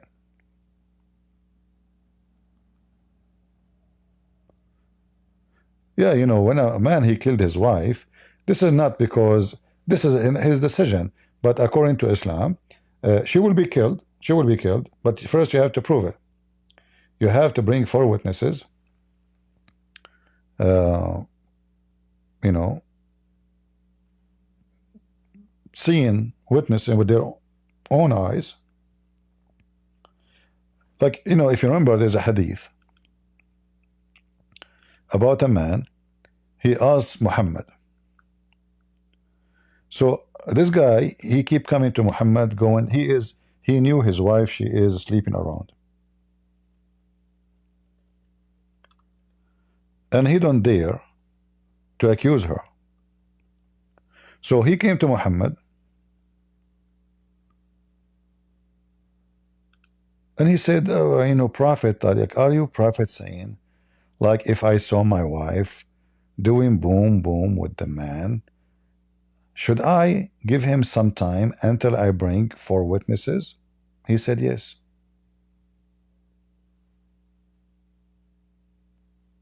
See the solution? You cannot even see.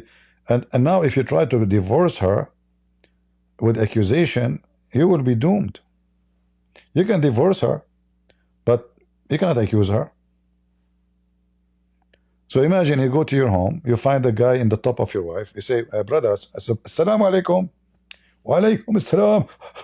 Assalamu alaikum. I'm busy, brother. Your wife underneath of me. Brother, can you please continue, like, I don't know how long you can, because I need to find 4 witnesses. Okay, brother. And now you go and you find 4 witnesses.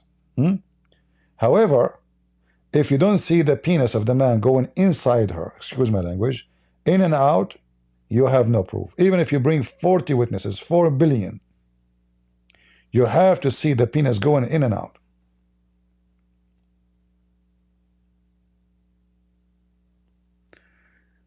So there's no witnesses. The husband, as I told you, the husband, if he do the killing, that is his decision, and he can be punished for that, because he proved nothing about her fornication.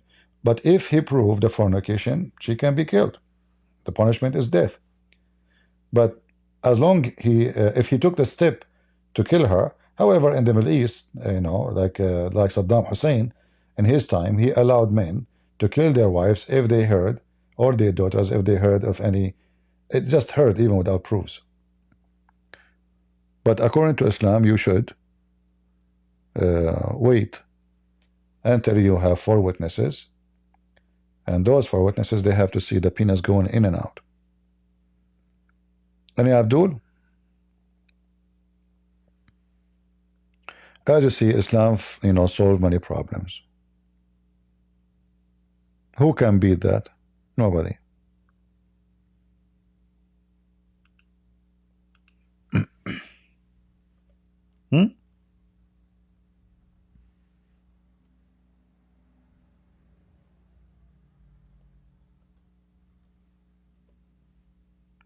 And all of this, by the way, because Muhammad, his wife, she was accused by a bunch of witnesses, and he wanted to find a way to escape his wife from being exposed, because that will touch his honor.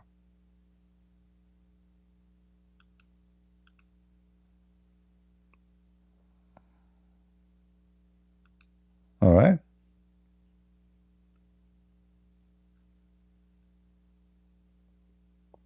If you bring 4 witnesses, they can see the penis going in and out, then you have a proof, and then the woman, she will be killed. All right. Like, actually, we can find a hadith in English maybe for this. Let us see if we can find one. So we do not need to use Arabic website. Here we go. See, this is Sahih Hadith. The women,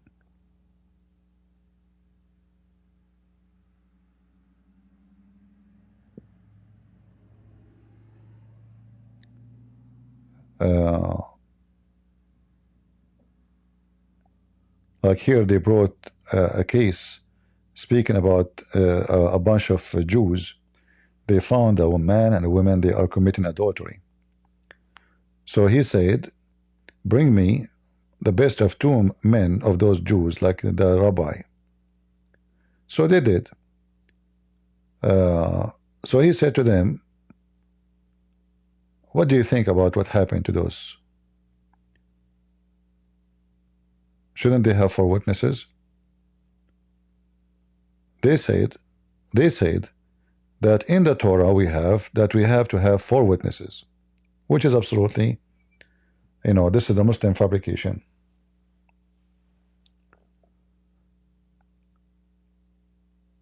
And then they mentioned to him, the Jews, they mentioned to him that they have to see her vagina and his penis going like a pin in the ankle.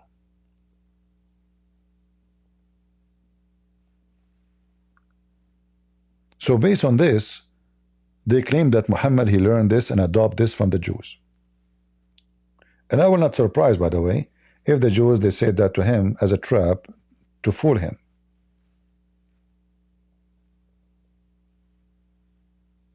And then Muhammad make it a rule for himself.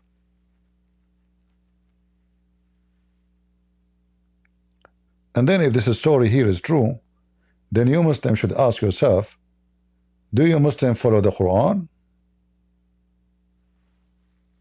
Or you follow a Jewish guy saying whatever he wants?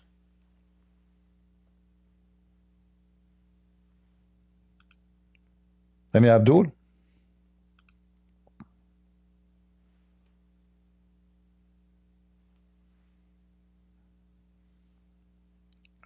Any Muhammadan? I know these days we don't have Muhammadan. Maybe tomorrow?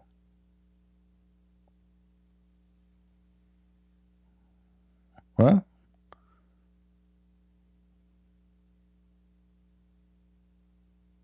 Four witnesses, and they have to see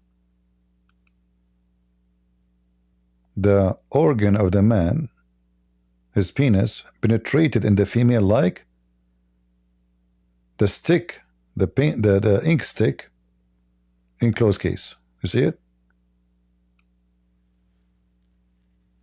How in the world you can prove that?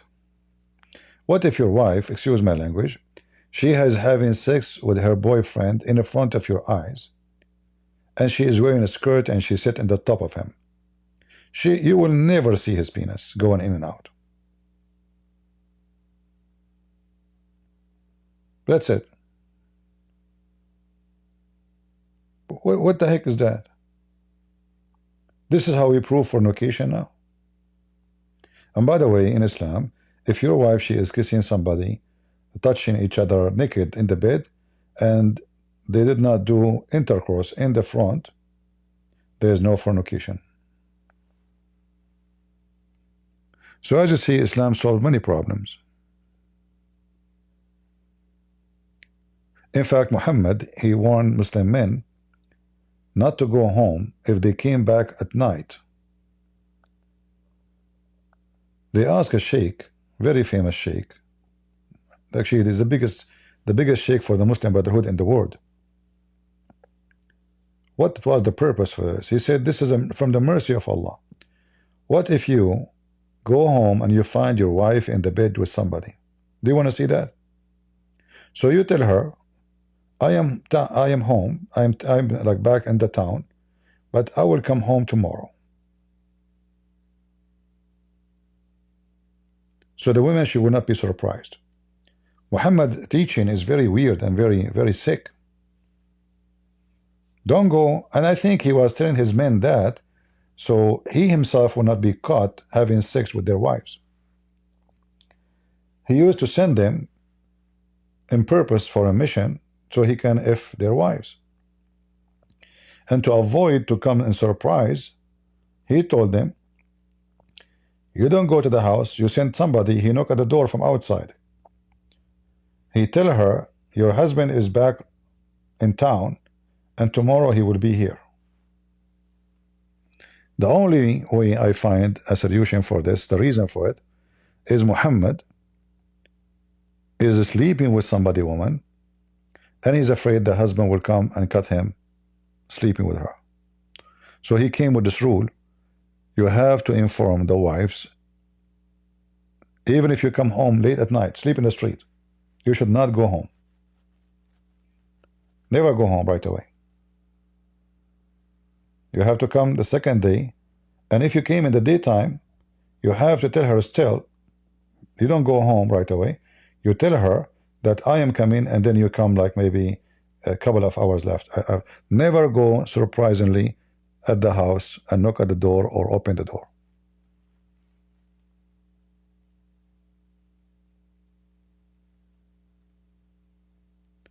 Any Muhammadan?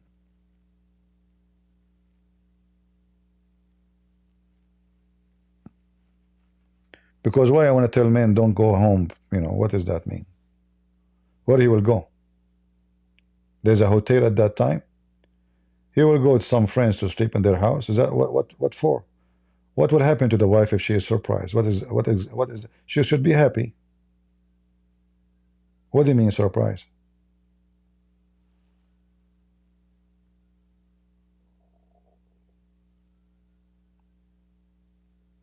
Any Abdul?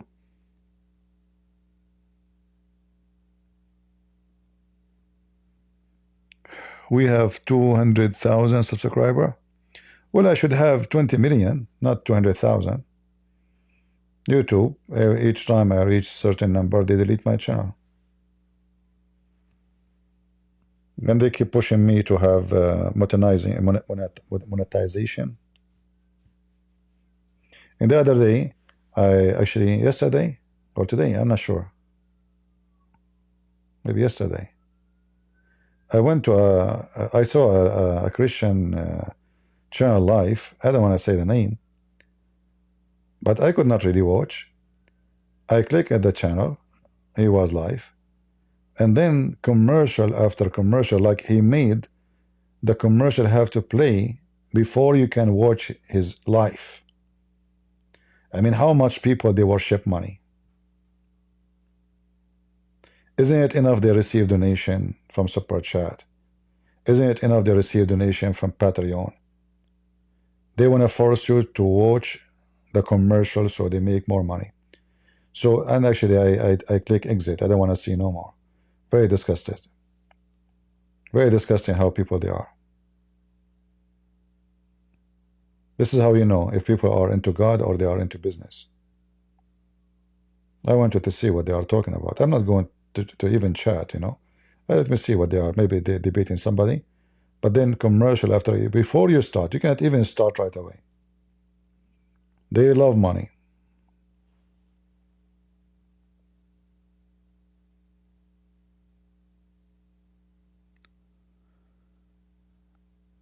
So I could not actually continue to watch what they have in first commercial, second commercial, third commercial. You know, there's options. They can allow you to skip, right? Or there's option to say he cannot skip. The person have to watch them all. This way you can guarantee, because if they skip, you don't make money. This way you guarantee that you will make money from this commercial.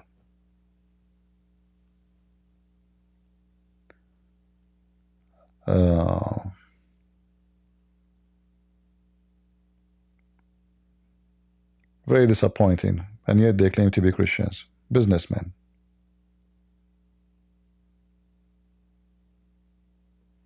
Very businessmen.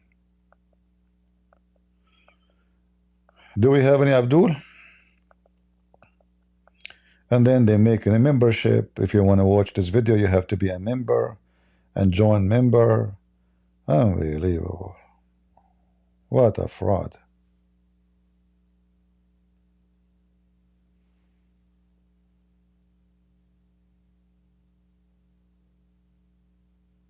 No, YouTube cannot play commercial unless you decide. No, you decide.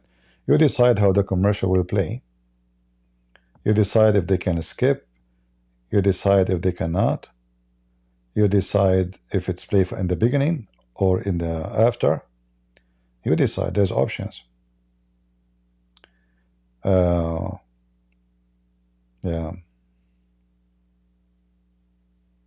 In fact, I can say to you, if YouTube stop accepting donation, people will not come to YouTube.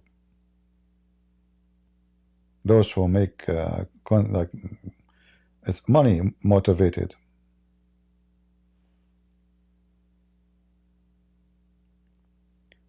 Money.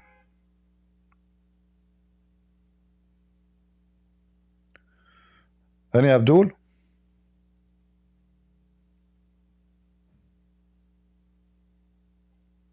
No Abdul? What happened? Where is the Abdul?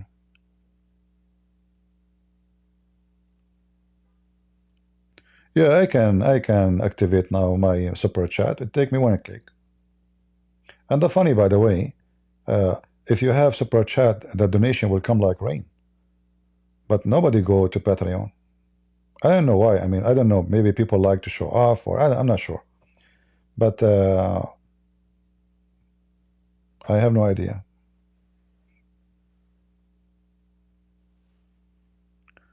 Anyway, God is good.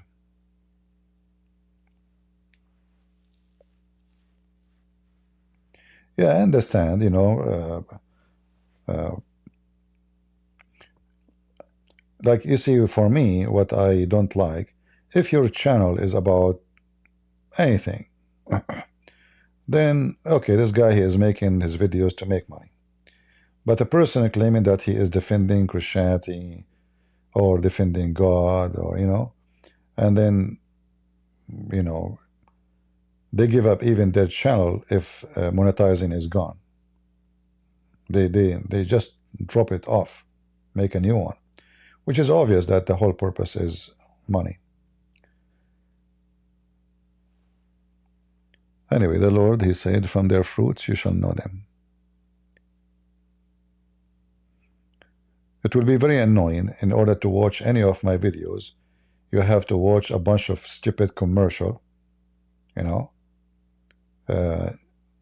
so I can make some money and force you to wait until they finished all the garbage they clean on they post for you. And not only that, because your topic is about Islam, usually commercial will come about the topic: donation for Muslim mosque, donation for Muslim terrorist, donation for Muslim orphan. So they want to make money from those, because you would not get a normal commercial like for a chocolate or for cake or for cars. No, mostly you will get commercial have to do with the title of your video.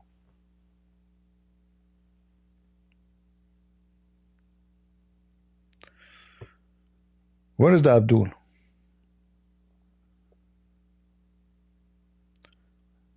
Yeah, this is muta. This is a form of muta, and you have to pay wages because you are doing muta with the one who created the video contact, you know. Pay for muta.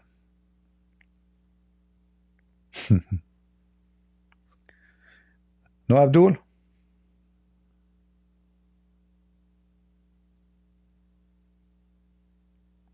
Not even one?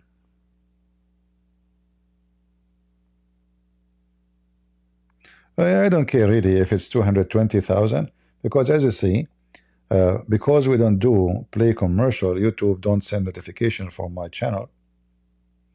That's why we don't have big number watching. If I play commercial, if they make money from you, you know, they push you. Remember, like now, my YouTube is costing YouTube money. They are not making money from me. This is why most of you don't even receive notification.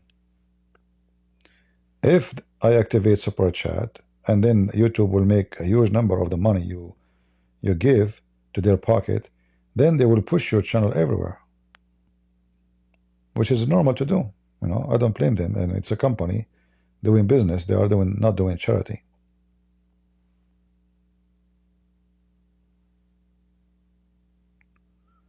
Any Muhammadan?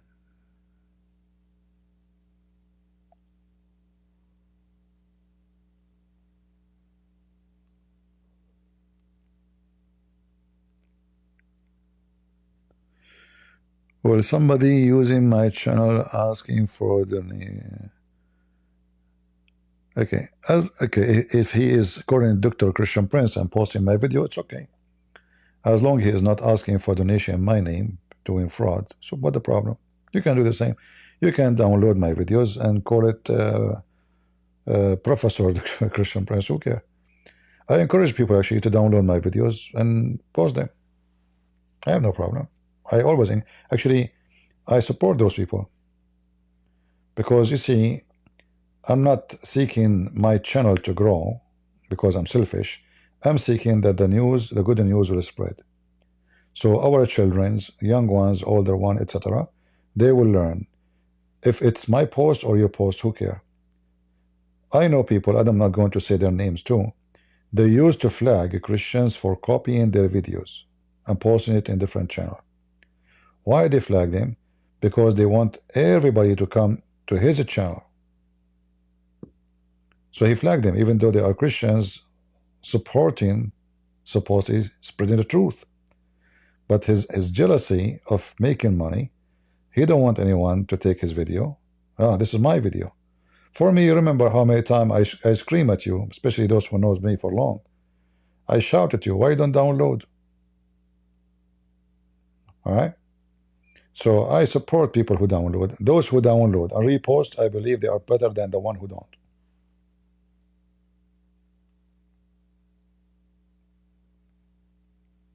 We go live and Rumble, not only in YouTube. Why? So if the YouTube delete my channel or YouTube delete a video I made, we will have a backup. So it was like a second solution.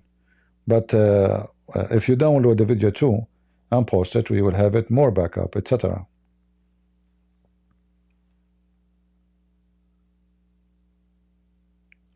Yeah, we are live in YouTube and Rumble and Discord right now.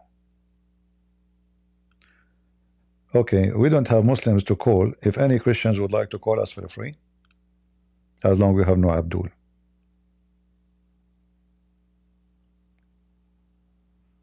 And you know, really, I don't feel good.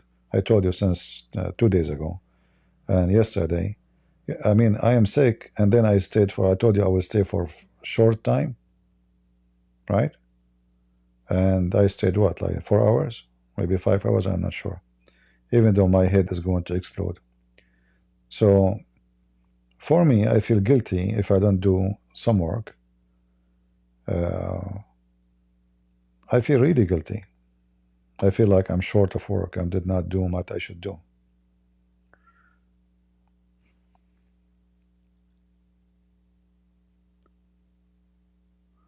Any Muhammadan? No Muhammadan.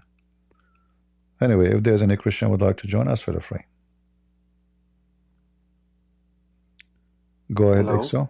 Go ahead. Hey CP, How are how are you? you doing? I'm fine.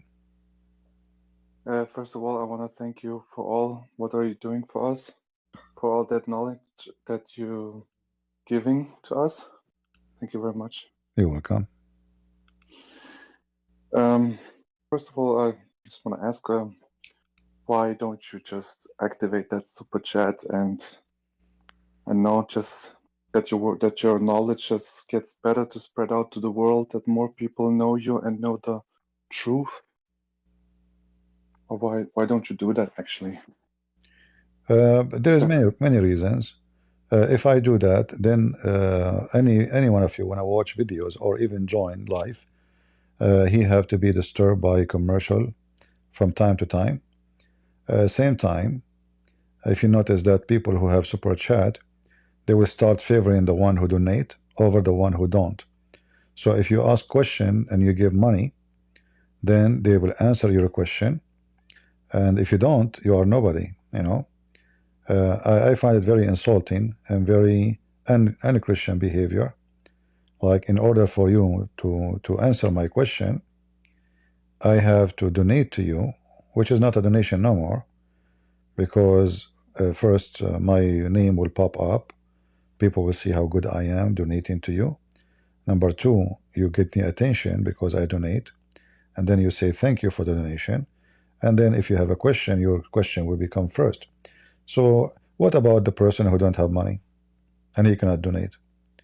He will feel bad, he will feel sad, he will feel, look, everybody is donating, I wish I can do something, you know. You know, the Lord, he said, if you give with the right hand, don't let the other hand know. So for me, for sure I accept donation, but no, I don't talk about it. People who donate, I don't even contact them saying thank you, and nobody knows about them, and they are keeping it as the Bible says. So I don't want to be like one of them. Otherwise, for sure, all of us, we need money. Nobody is really. I'm not a millionaire. Thank God, I'm you know, I'm okay. But business is what they are doing, and I don't want to do business. I give my book. I gave my books for free. The first books I printed, Deception of Allah. If anyone remember here from Paltalk, who remember? I gave 100 book for free at that time. In case you do not know, I don't have the money to pay for them. You can ask Osama Daktok. He is the one who printed the books for me. I gave 100 books, and now the problem is not only I gave 100 books, I have to ship them for free too. I made a promise, I have to keep my promise. I don't have the money for it. So instead of making money, like being desperate to make money, so finally I made books. Finally I'm going to sell them to support myself. And finally now the first 100 books is gone, plus shipping. I remember a guy from India, it cost me $34 to ship it to India.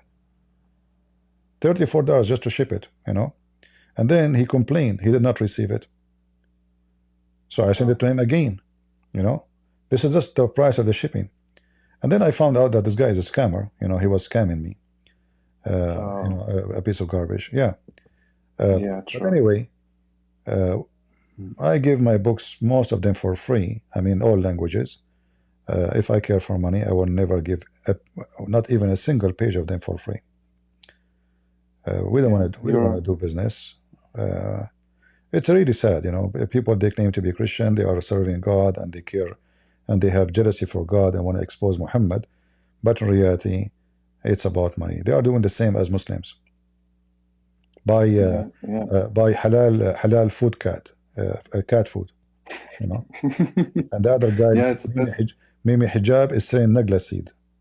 Everybody have a business, you know. Muslim, Christians, everybody, you know. I have my books. I don't even talk about them. When the last time I spoke about buying my books, you know, I don't talk about them. Yeah. Yeah. Can I ask you something? Yeah, go ahead.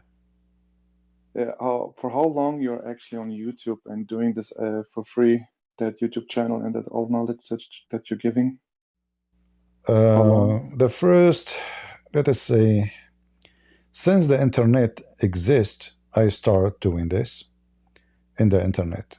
At that time, we used to use DSL, if anyone remember what DSL is. I use, even to make a video, I bought a camcorder. I hold it with my hand because we don't have a software to record the screen like now.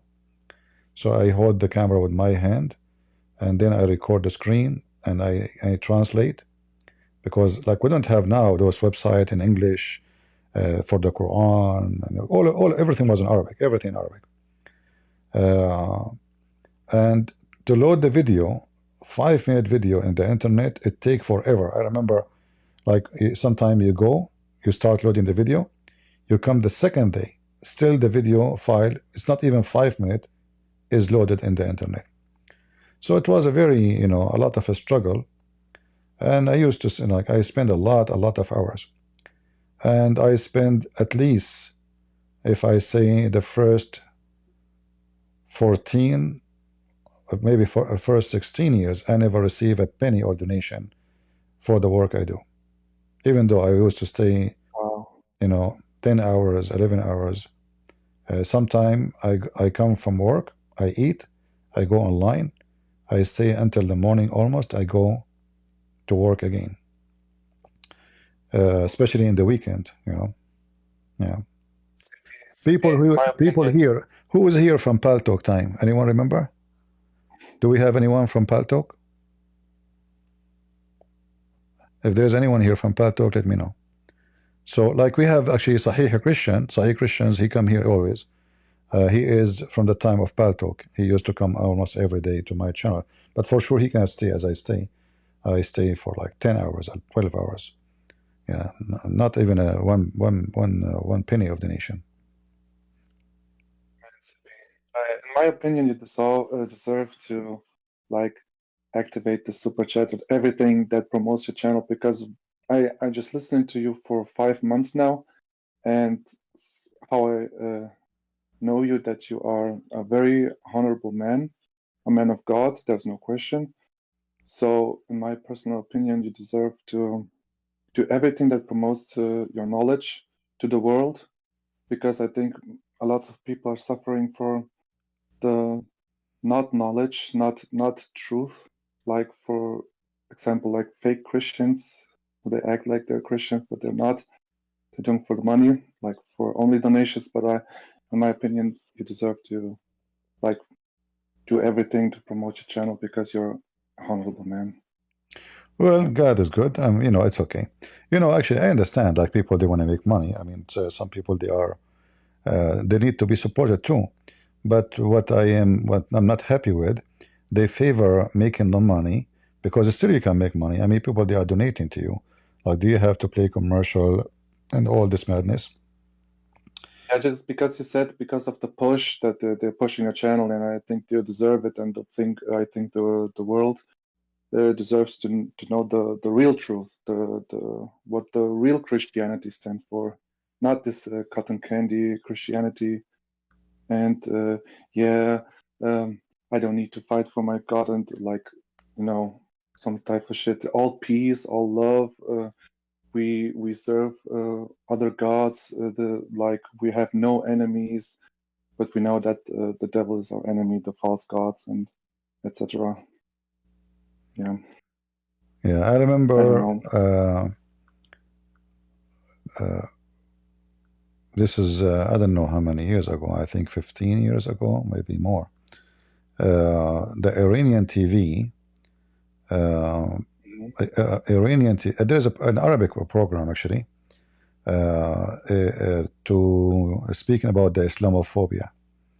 So they choose Yeah. one video only from the internet to speak about Islamophobia, and it was my video. If you watch that video, if somebody have it, you will see that the screen look weird because I was using my camcorder, you know. I'm recording by Yeah. camera, you know. So at that time, I was maybe one of the first exposing the garbage of Muhammad making videos in English. Yeah, it feels like all the people that I watch, like who like fighting against the Islamic, I mean, all this type of child marriage, and like in England, this that speakers corner. It feels like all those are just like students of you, Christian Prince. It feels like that they know the real truth from you. Could it be that? Yeah, I mean, all of us. For me, I want everybody. Actually, I want everybody to learn, and this is why we encourage people to copy the videos and post them around. The more people they post the videos, the more we have a better work. And I don't mind if people make money from my videos. The message is to be spread. Like I like to see people from different languages, different culture, joining the fight, because Muslims are trying to deceive people everywhere. Chinese, Japanese, African, like African, they are targeting them. They are now trying to spread Islam in Japan. So we are short of work actually. Like I'm complaining about people who they are seeking money over the truth, but still I support even those who they are seeking money, because better than having nobody, better than having just one person, you know, fighting this garbage. Even though their motive is money, still is okay. What we can do. Yeah, I just wanted to tell you that you actually, in my personal opinion, you deserve to get all the fame, the glory that people are. I don't know, like those channels from God Logic. Are they even mention your account or something? I don't have that No, feeling, actually, because God Logic, I am the one who invited people to go to his channel. When he came to me first time, he have not even 4,000. I am the one who told people to go and subscribe for him. yeah, I just like, it feels like that, because I mean they got Yeah, other now their channels, fame. I notice other Christian channels, they never mention Christian Prince. Yeah, In fact, I yeah. notice if they see my name in the chat, their face turn bad. You know, they are unhappy. That's why I avoid to go to their chat, because right away I see that they are upset from their. They try to ignore that Christian Prince is in chat.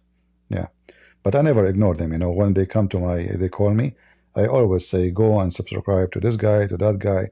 If anyone call me, and all of you are my witness, and say he's an ex-Muslim, he have a channel, I right away ask people to support him, right? But they never did that to me. They never asked people to. Yeah. Because I know their nature. They are not decent. You know, they are not. The money is at their first. Yeah, they want place, people to come to and them. And even when yeah. they group together because they are the same equality. Yeah. That's all right. I don't have to start to talk about like Sam Shamoun or something. We know about them already. Sam Shamoun, I am the one who promote his channel. Nobody used to go there. Yeah. In fact, he called Feels me. like that. He called me so people will know about him. I know him. He don't call me just to. He called me, says you are my teacher, etc. But the whole idea, people will know that this is Sam Shamoun. I support him, so people will subscribe. You know, that reminds me of that part of the Bible when John said, "Make a straight path for the Lord to travel." But in that case, that will be not like, you know, the Lord, but you're like the king of the teachers. You know, like after Jesus. I mean, of course. Yeah. Like, yeah. All right. Well, Okay, yeah, I just wanted to thank you, CP, and you deserve all the fame. And yeah, no, I God don't want bless you. fame. I'm not seeking fame. Fame is Yeah, the yeah, last. yeah. No, I listen, don't mean like, you got me wrong, my friend. There's yeah. no fame here. No, that's it's If not I about want, fame. if I I mean want like, fame, I will speak using my real name. I will open my camera, and then I will yeah, receive the fame. You do not know me. If you see me in the street, you will not even know it's me. If you read my books, it says a Christian Prince. You do not know the author. And if one day I die, you will not even go on my funeral. So fame is the last thing I seek, and yeah, I know it's that. my I actually know it's that. my enemy. The fame is my enemy, because I believe fame is sick. Fame Yeah, is an illusion, and fame always make people feel so proud and so stupid. And the more proud you yeah. are, yeah. So for me, I receive no glory of my own, because who is a Christian Prince? Nobody. You don't know him. You know. No, don't say that. Yeah. No, I'm nobody. I'm nobody. But anyway, I mean, fame is the last thing I'm worried about. What I fame? know, I know. I refuse even to go to channels, even though I know they can promote my name as a Christian Prince. I don't go. You know, many they invite me. I say no. Yeah. In my personal opinion, like I said, you deserve everything. And when I say fame, I mean the fame in the sake of the world, that they know the real truth and the real Yeah, the truth is master. something different. We do actually, my friend. The people who watch my videos are huge, massive, but mostly they watch Yeah, them not in my channel. They watch them in other channels. You know. yeah, Actually, there's people who play my videos. Like a video I make, it have 20,000. The same video I just posted, somebody else copy it, he will have 50,000. Yeah. So because YouTube, they shadow my channel too, but they don't shadow the other yeah. ones. You know, they don't target them. You're too dangerous for them, you know. You're too dangerous, and you're speaking That's all right. like the real truth, you know. Yeah. Well, thank you very much, brother, for joining us. No problem. Thank you, CP. God bless you. God bless. We have Swigs. Hey, CP, how are you? I'm fine. I just wanted to say thank you so much for everything that you do. I've learned so much about Islam and how to argue against them with all the common points that they be bringing up. I have a Muslim friend that I'm trying to convert in a sense by just telling him everything that I've learned from you. You don't even understand how much you've done, bro. Thank you. Well, thank you very much. You know, what I have done is nothing. I wish I can do more. We pray we will do more. If God gave us Yes, health, sir. we continue. Thank you. Yes, sir. No problem. Have a good one. God bless. We don't have any Abdul.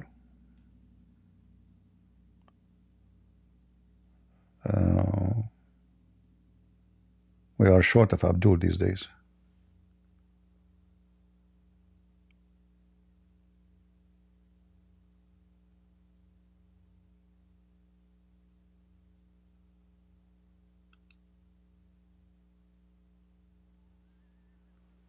Any Muhammadan?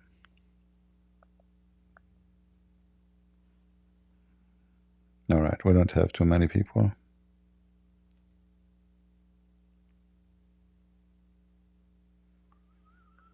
Remember, all right, go ahead, remember.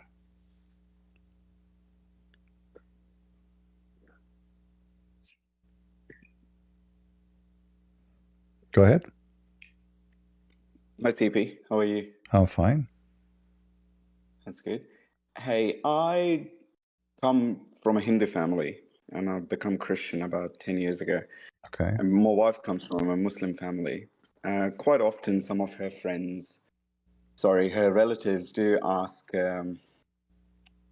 do say things like, oh, the Islam is a peaceful religion. Muhammad is, they try to give you this picture that Islam is perfect.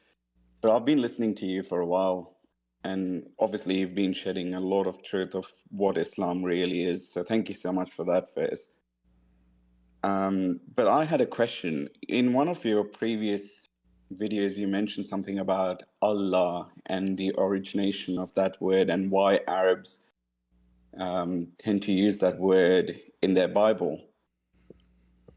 Could you expand on that again? And is there some sort of resource that I can actually reference whenever I'm speaking to my relative? You see, the Muslims, they try to explain Islam or why Muslim they use Allah, and then they say to you that the word Allah coming from the word Al-Ilah, Al-Ilah, which mean the God. But the fact, the Muslims, all of them agree that Allah is a name, is not a word coming from other word. So they lie when they try to make it or route the word to different direction. So the word in the word for God in Aramaic, even in Israel in Old Hebrew, it used to be al, al, all right, al. By time, the Hebrew changed and become el. So Emmanuel become Emmanuel. Mikael become Mikael. Israel, the word Israel never been used actually in the Old Hebrew. It was Israel. So sometimes the word Eal, which is God, is in the beginning of the word or at the end of the word. Like, Mikael, or like if we go to old names like Daniel. So Al is a word mean God. This is the Aramaic, which is the Hebrew coming from it too, and the Arabic.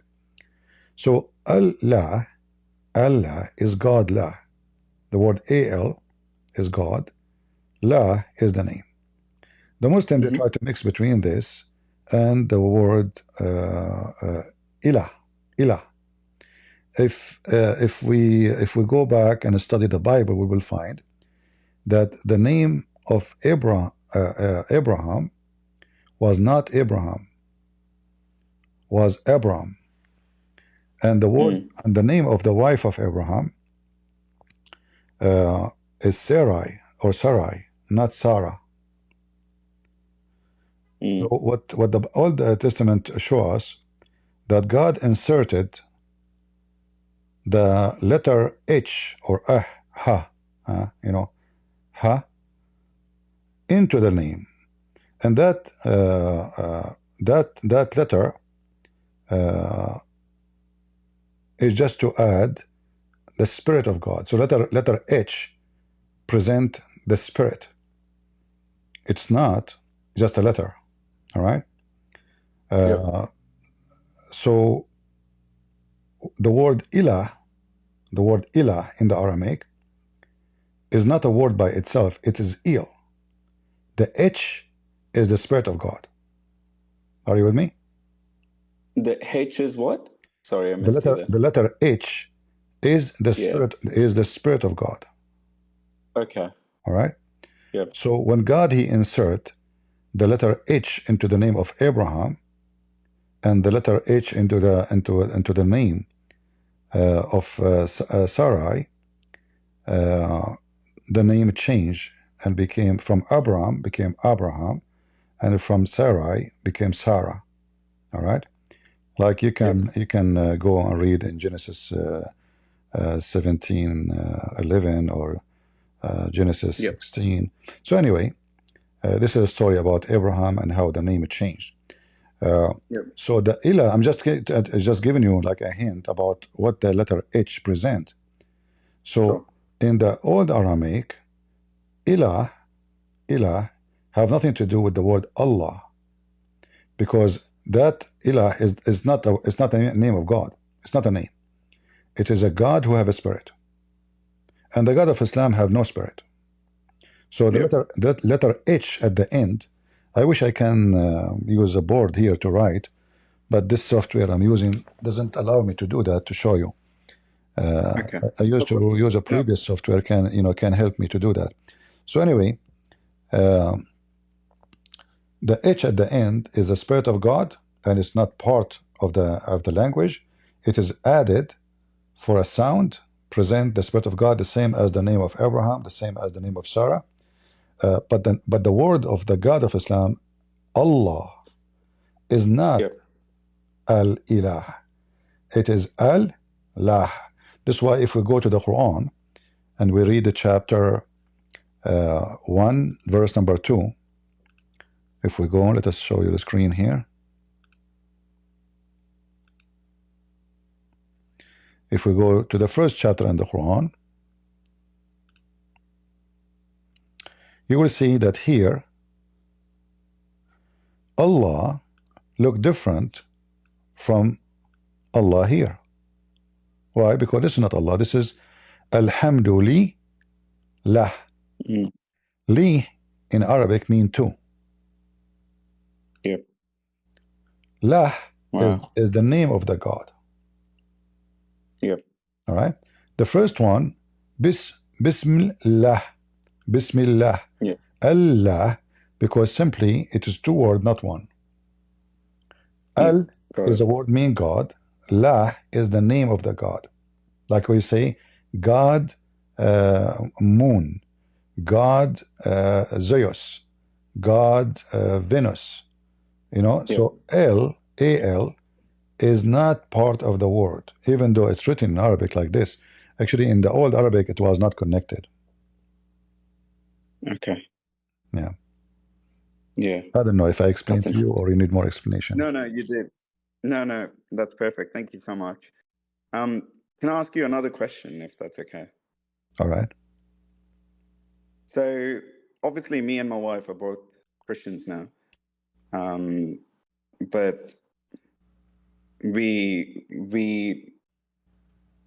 do still have some family members who are Hindus or Muslims, and we are obviously praying for them. But one of the objection, mainly from my wife's side, is that they respect Jesus. They believe that Jesus is a prophet, as you would obviously know.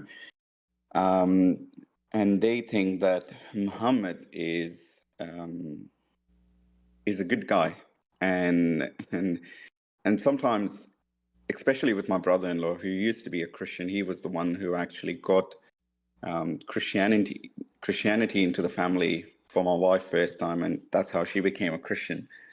Now he's gone back to Islam, and quite often when I'm sitting down with him and trying to explain to him based on whatever I hear from you or God Logic or any other channels, one of the things he says is, even though he's the guy who got Christianity into the family, he still believes that Muhammad is a good guy and he's done some good works. Is there a way that you can actually combat an argument like that? Well, first, Muhammad, he don't respect Jesus because Muhammad is trying to use Jesus not to respect him. This is why he says that his God, he promised him to have 3 or 4 women in heaven. One of them is Mary, the mother of Jesus. So if Muhammad respects Jesus, he will not say, I'm going to have his mother in my bed. Number 2, if Muhammad respects Jesus and love Jesus, why he want to kill the Christians? And why he want to destroy churches? If you respect Jesus, you don't wage war against those who follow Jesus, especially they never fought you. In fact, according to Muslims, the first time Muhammad became a refugee, it was in the kingdom of Ethiopia by a Christian king. So why he want to kill the Christians? And then when they speak about good and bad, what is good about Muhammad? Before you teach me about loving Jesus, how loving he was to his own people. As an example, if somebody don't agree with Muhammad, what will happen to him? He will be killed. He will be slaughtered. Islam is a wonderful religion, as they say, but Islam could not bring the most important thing to the life of any human being, peace. So, since the time of Muhammad, starting from his wife Aisha, she took 10,000 men to kill his cousin Ali and his family. And then the Muslim, they killed even the grandsons of Muhammad. And even the Muslim, they killed the caliphates of Muhammad. And even the Muslim, they killed Uthman, the one who collected the Quran of Muhammad. And the Muslim, until now, they are killing each other. So those are the Muslims who they are very loving, and Islam is a very nice, and Muhammad, he did a lot of great things. So what is a great? Yeah. As an example for social life, if I teach my followers to beat their women, is that what makes society better? I teach my men to have sex with the children and marry children. Is that going to have a better society, or will we have now child abuse and sexual abuse and pedophiles? When I approve muta and women, they can be rented for one night stand, or I approve prostitution, as we see in the chapter of Al-Ahzab, is that going to make my society is better? When I say I can take false oath, are we going to have better society of decent people who lie and they are not ashamed of their lying, because Allah says Allah will not take you accountable for your false oath? If we say that the shield of faith is taqiyya, is that what make me a good person? Which is the shield of faith is lies. You know, how in the world that is a better society? So whoever says to you about Muhammad is a good man and he created a better society, that is a big big fat lie, and you've been deceived. You don't know what he's talking about. You know? I agree. And one of the things that I did bring up to him when he was in my house is that, I spoke to him about how Muhammad married Aisha when she was young, and it seems to be a common argument that most of the Muslims would bring up. He's like, "Oh, that's not in the Quran, and it's not true. Aisha was older." So at that stage, because obviously I don't really have so much to back up, and when my wife, she was quite young when she left Islam, it's very hard to rebut an argument like that. How would you go back to someone like who says the hadith's not true? Well, I mean, the Muslim, they say to us that Islam is a preserved, and then they say to us that Islam is not preserved. So is it a preserved? Or because when you say the hadith is not true, they are saying to us that the Quran is the only book. Do they believe in the Quran only? No, because Islam is based on the hadith more than the Quran. So where is the preserved Islam then, if they say to us the hadith is not preserved?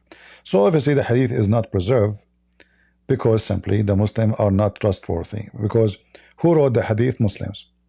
Who is denying the trustworthy of Muslims? Muslims. So I reject what Muslim says about Muhammad.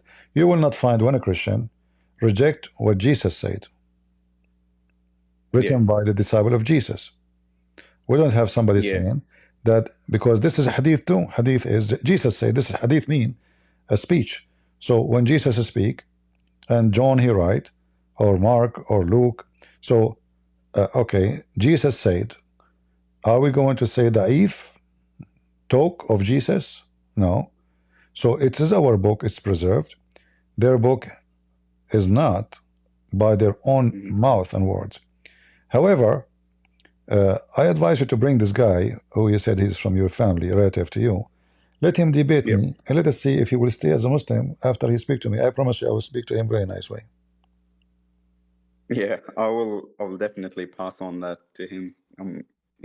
Usually people, when they speak with someone who has the knowledge, they get afraid of it. So I'll definitely let him know. Thank you so much, though. You're welcome. Thank you. Take care. Bye-bye. Yeah, the Muslim denying the hadith is other proof that Islam never been trustworthy. And I understand the hadith is full of garbage, but is the Quran is better? Like the Quran, the sun set in murky water, and then the Muslim, they try to duct tape the Quran and fix it, and they add word is not there. He meant it appeared to be. No, it says a spring, not even an ocean. How is going to appear that the sun set in a spring, not ocean? So Quran or hadith, both of them are laughable, and both of them are suitable for cartoon.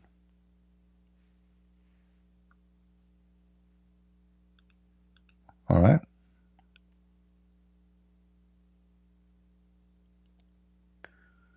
Yeah, if you have a question, put your hand up. You can join us. I will not stay here for long. Hello?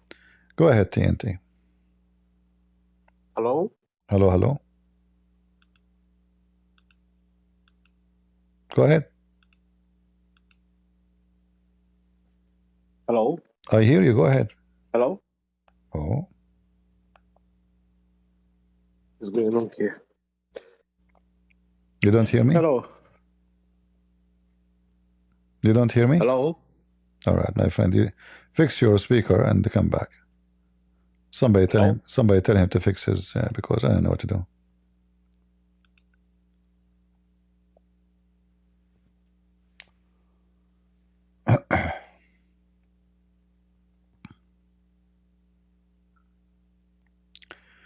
Is it true that you cannot find Ibrahim wife name in the Quran?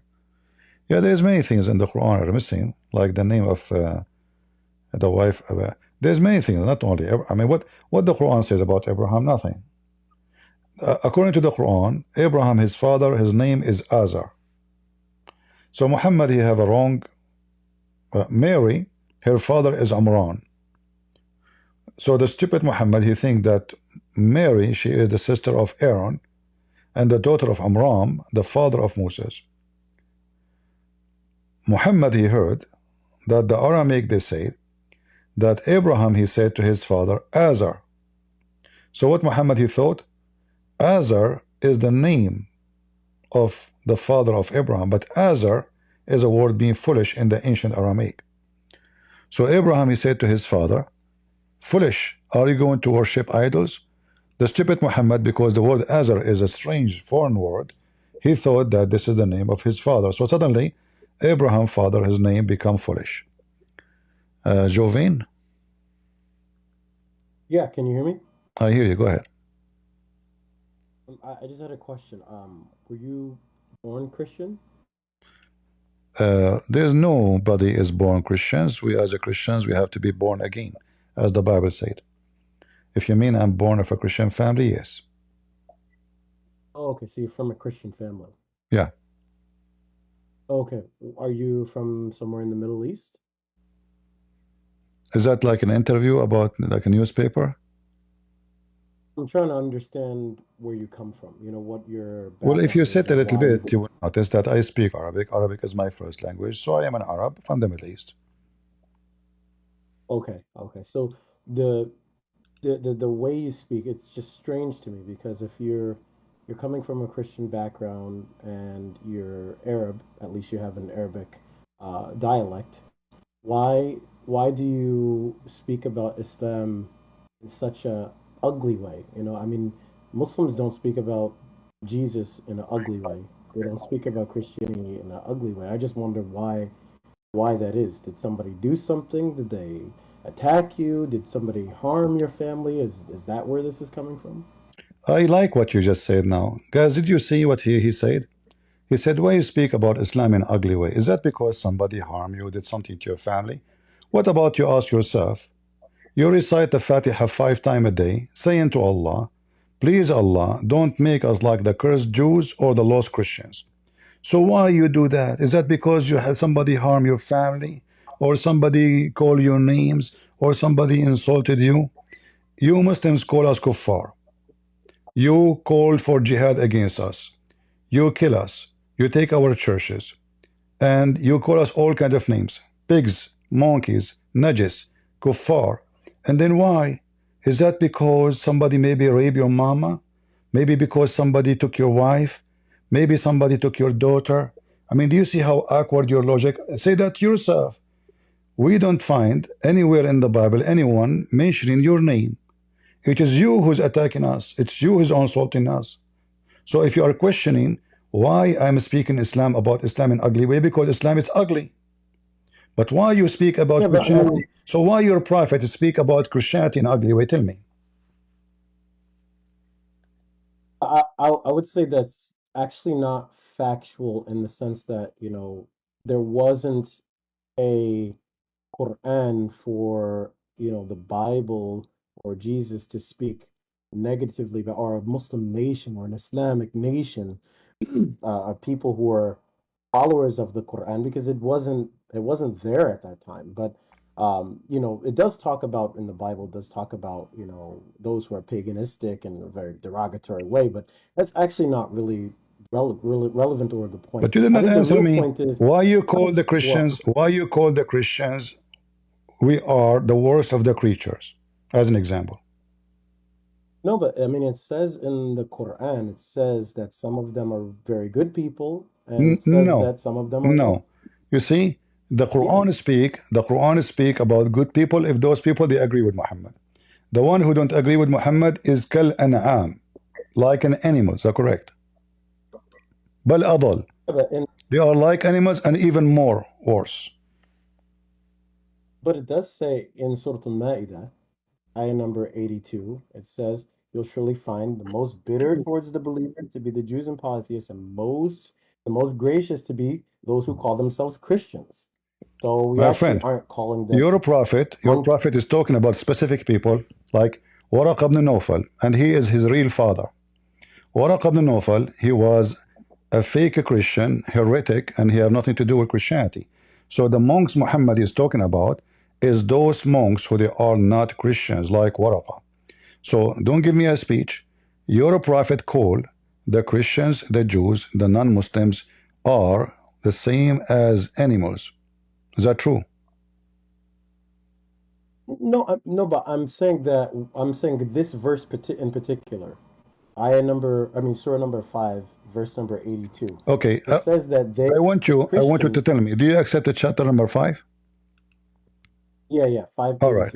Okay, so chapter number 5, does it speak about Christianity, good or bad? Yeah, in a good way. It says that they're most gracious towards those. All They're right. the most gracious toward them. Okay, in chapter 5, can you read for me chapter 5, verse number 14? 14? Uh-huh. Sorry, number 14, let me pull it up. Okay. 1 second.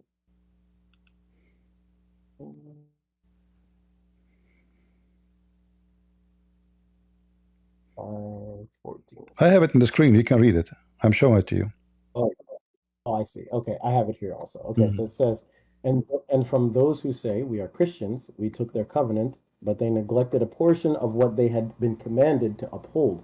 So we let hostility and enmity arise between them until the day of judgment, and soon Allah will inform them of all they have done. So this is just talking about the reality between the Christians, the relationship that they have between and amongst each other, that they neglected what God had sent to them. So between them, there's animosity and hostility and enmity and so forth. But that doesn't say anything. Is it okay that if the I call you Muslims- is it okay if I call you a liar, or you will be insulted? That's what I just read. No, because you just said he's talking about reality. No, it says Allah, he planted enmity between them. Not he's talking about the enmity between the Christians. Do you know how to read? Or you don't? You're like your prophet. No, it says, so we planted. He's not talking about reality. He's talking about what he planted. The reality is that Allah is Satan, because the one who planted hatred. What if I say to you now, those who call themselves Muslims, I am a Christian prince, I'm going to plant enmity and hatred between one to each other. What do you, be honest with me, how you describe my plan against Muslims, to plant hatred and enmity against you and your brother in Islam? What do you think? Be honest. Yeah. So the translation that you have is different than the one that I have here. I'm using. What do you have? What the translation you have? Give me the name. I think this is Mustafa, Dr. Mustafa. Mustafa Khattab. This is a big fat fraud. Mustafa Khattab. You see, this is other issue about Islam. Islam is not a religion. Islam is a translation. Because you do not know Arabic, so any fraud, he can lie to you and fool you.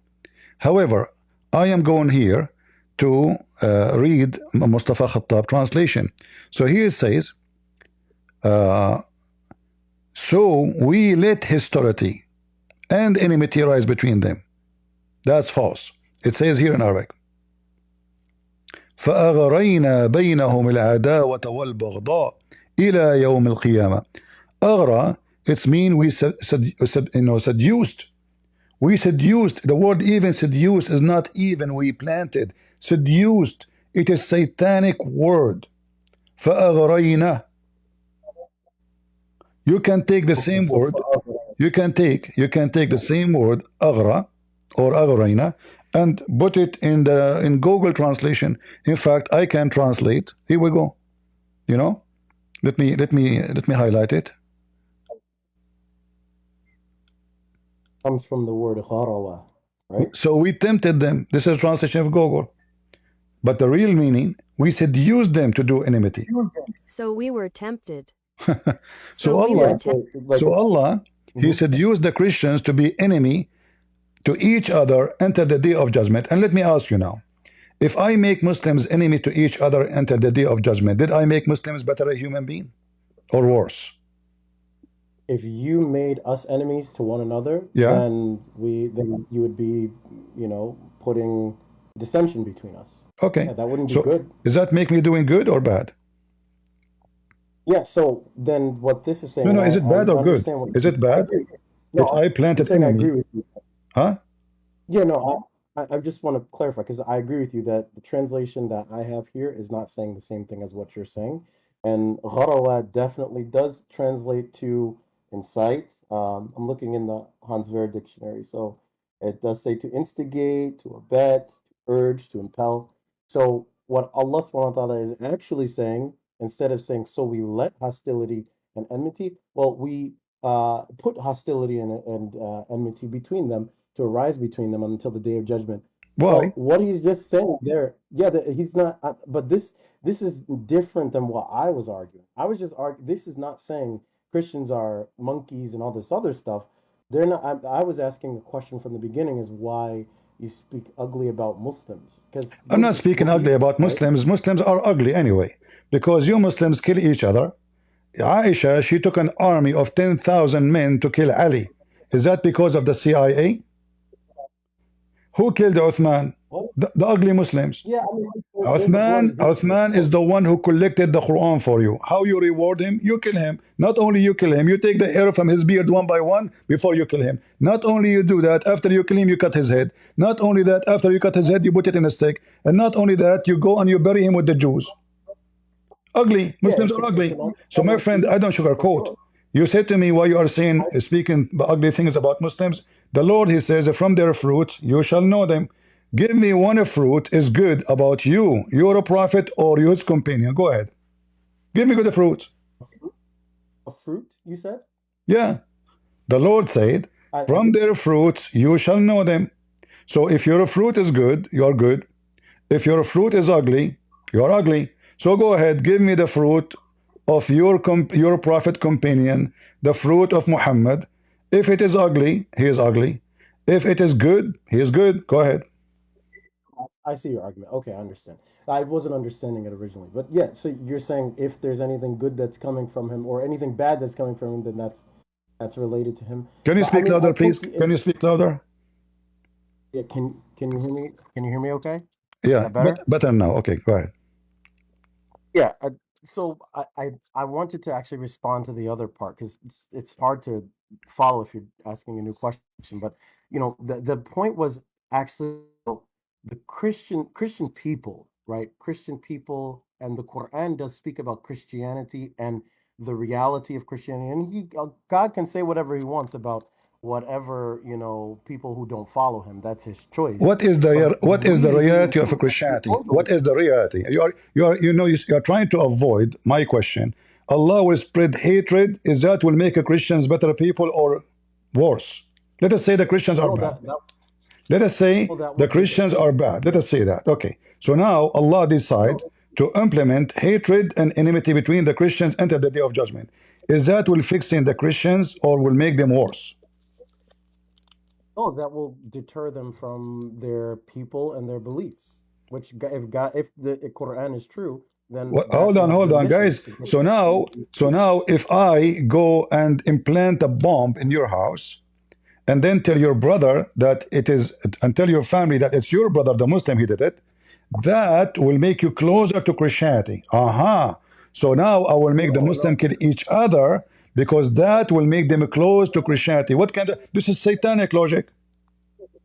No, that's not a good analogy because So planting tell a me bomb will. how implanting hatred between the Christians will help Islam.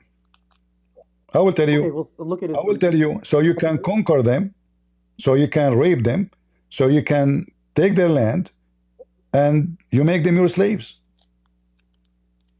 Yeah, but I don't see it that way. I mean, you could easily Who just are say you? that Who are if you to let's see it this way? Who are you to see? I'm speaking about facts. I can give a reference.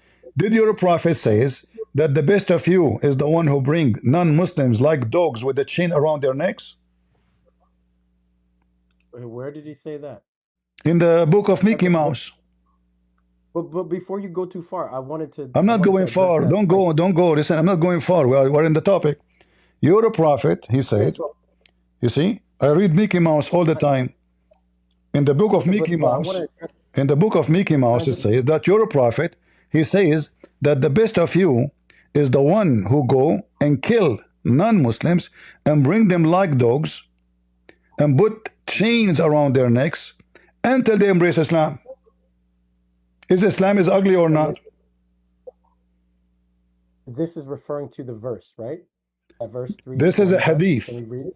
This is a hadith. Yeah. Yep, it's the hadith. and this is a verse in the referring to Quran saying that the Muslims are KKK. They are supreme. They are the white supreme nation. But it's not saying. So that's why I'm saying. Where does it say Christian? Where does it say? My friend, anyone who is not a Muslim, he is part of the chain game. So you go, you are the best of mankind. Why?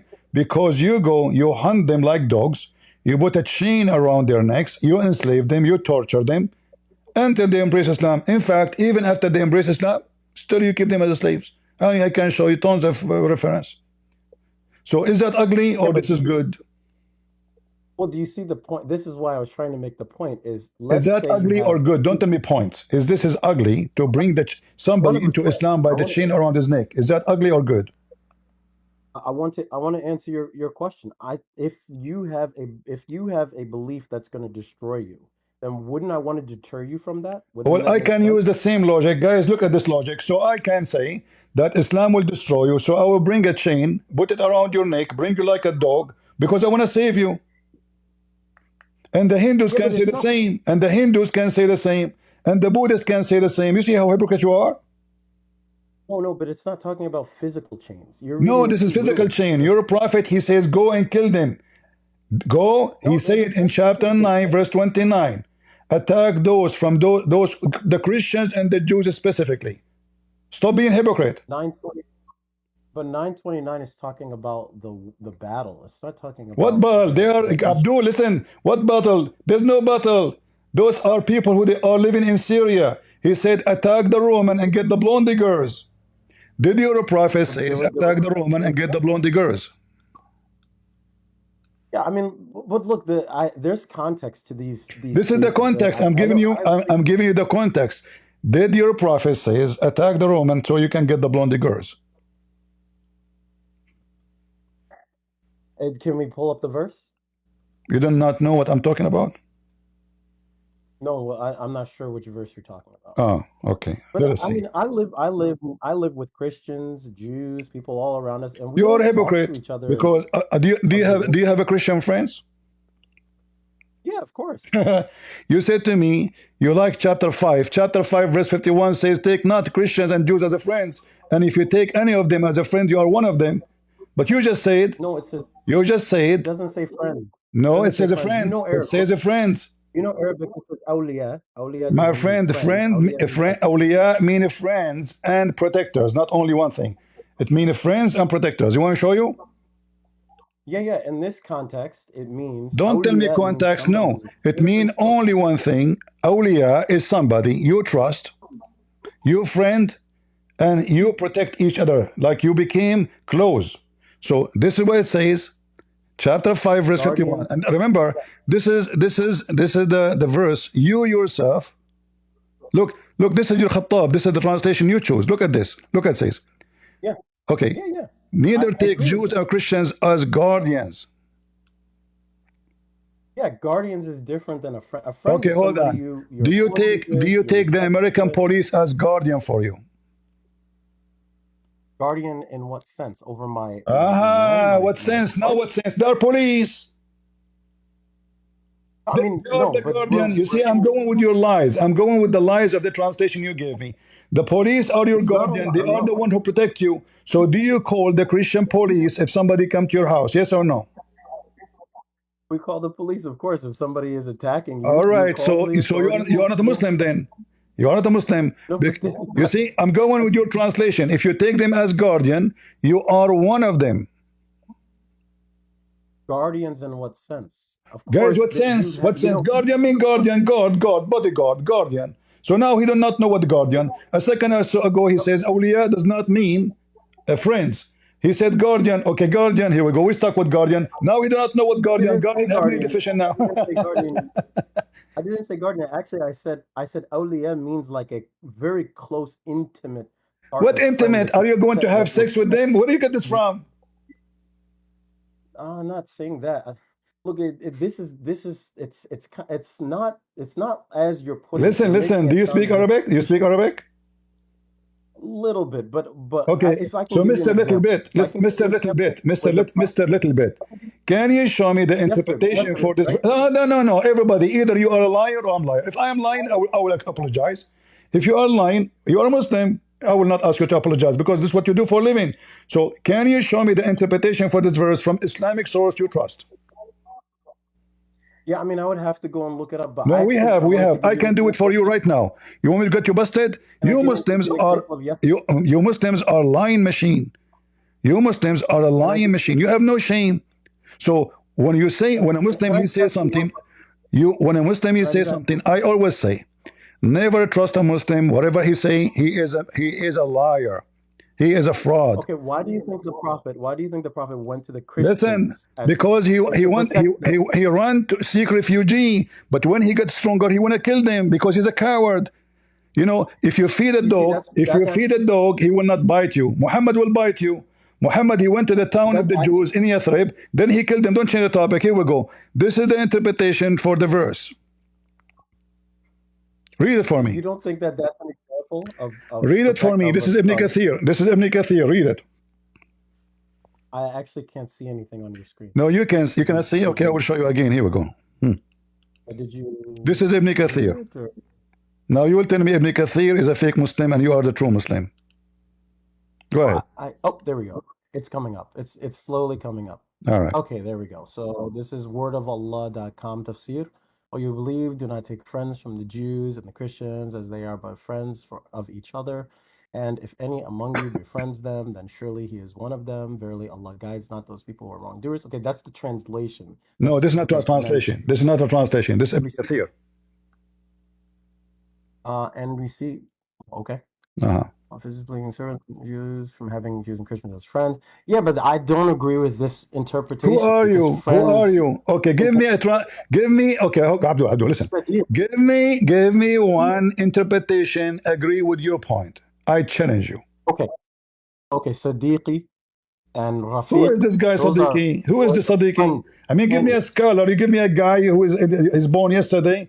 Give me a scholar. Al-Qurtubi, Al-Tabari, Al-Jalalain, Ibn Kathir. Who's Sadiqi? A guy from Pakistan?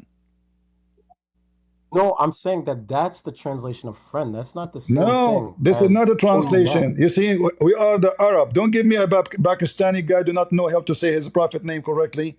So this is Ibn Kathir. You won't show you Al-Qurtubi? What about Al-Tabari? What about Al-Jalalain? What about Ibn Taymiyyah? What about, listen, don't play the game. Shame on you. In fact, in front of everybody, can a Muslim take even his own family as a friends if they are not Muslims? Can a Muslim take his own family as friends if they're not Muslims? Yeah. I mean, not awliya, but they can be friendly with each other. Can you love them? Cordial with each Can you other. love them? Well, you love for them to be saved for sure. No. That's You not a love for them question. to Can be- you love your family, like your dad, your mom, who they are not Muslims? Can you love them? Well, not to the degree where you take them as Here we go. awliya, no, for sure. Abdul, you cannot even be in love with your mama. Not the Christians. Islam forbid you from loving your mother if she is not a Muslim. The Quran says, you will not find This is chapter 58, verse number 22.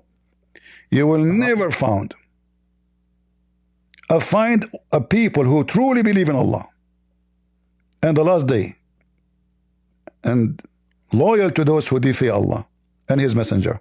The translation is fake. It says yuwaddun. Yuwaddun mean loving.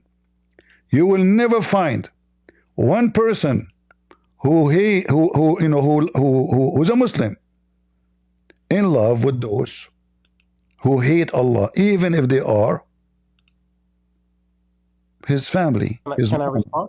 Can I respond? I think that's a great point. Why then? Because this is interesting. You're only taking verses, but you're not comparing that to the actual lifestyle of the Prophet. The Prophet, he loved his uncle. He died a non-Muslim, and he kept praying for. Is that why he killed him? Is that why he killed him? Which uncle you are talking about? I'm saying, which uncle you are talking about? I'm saying that. Did he kill one of his? Did he kill one of his uncle and his kids? What are you talking about? Not saying that. I'm just saying. What are you talking about? Hold on, listen. Why you cannot love your mama and your father?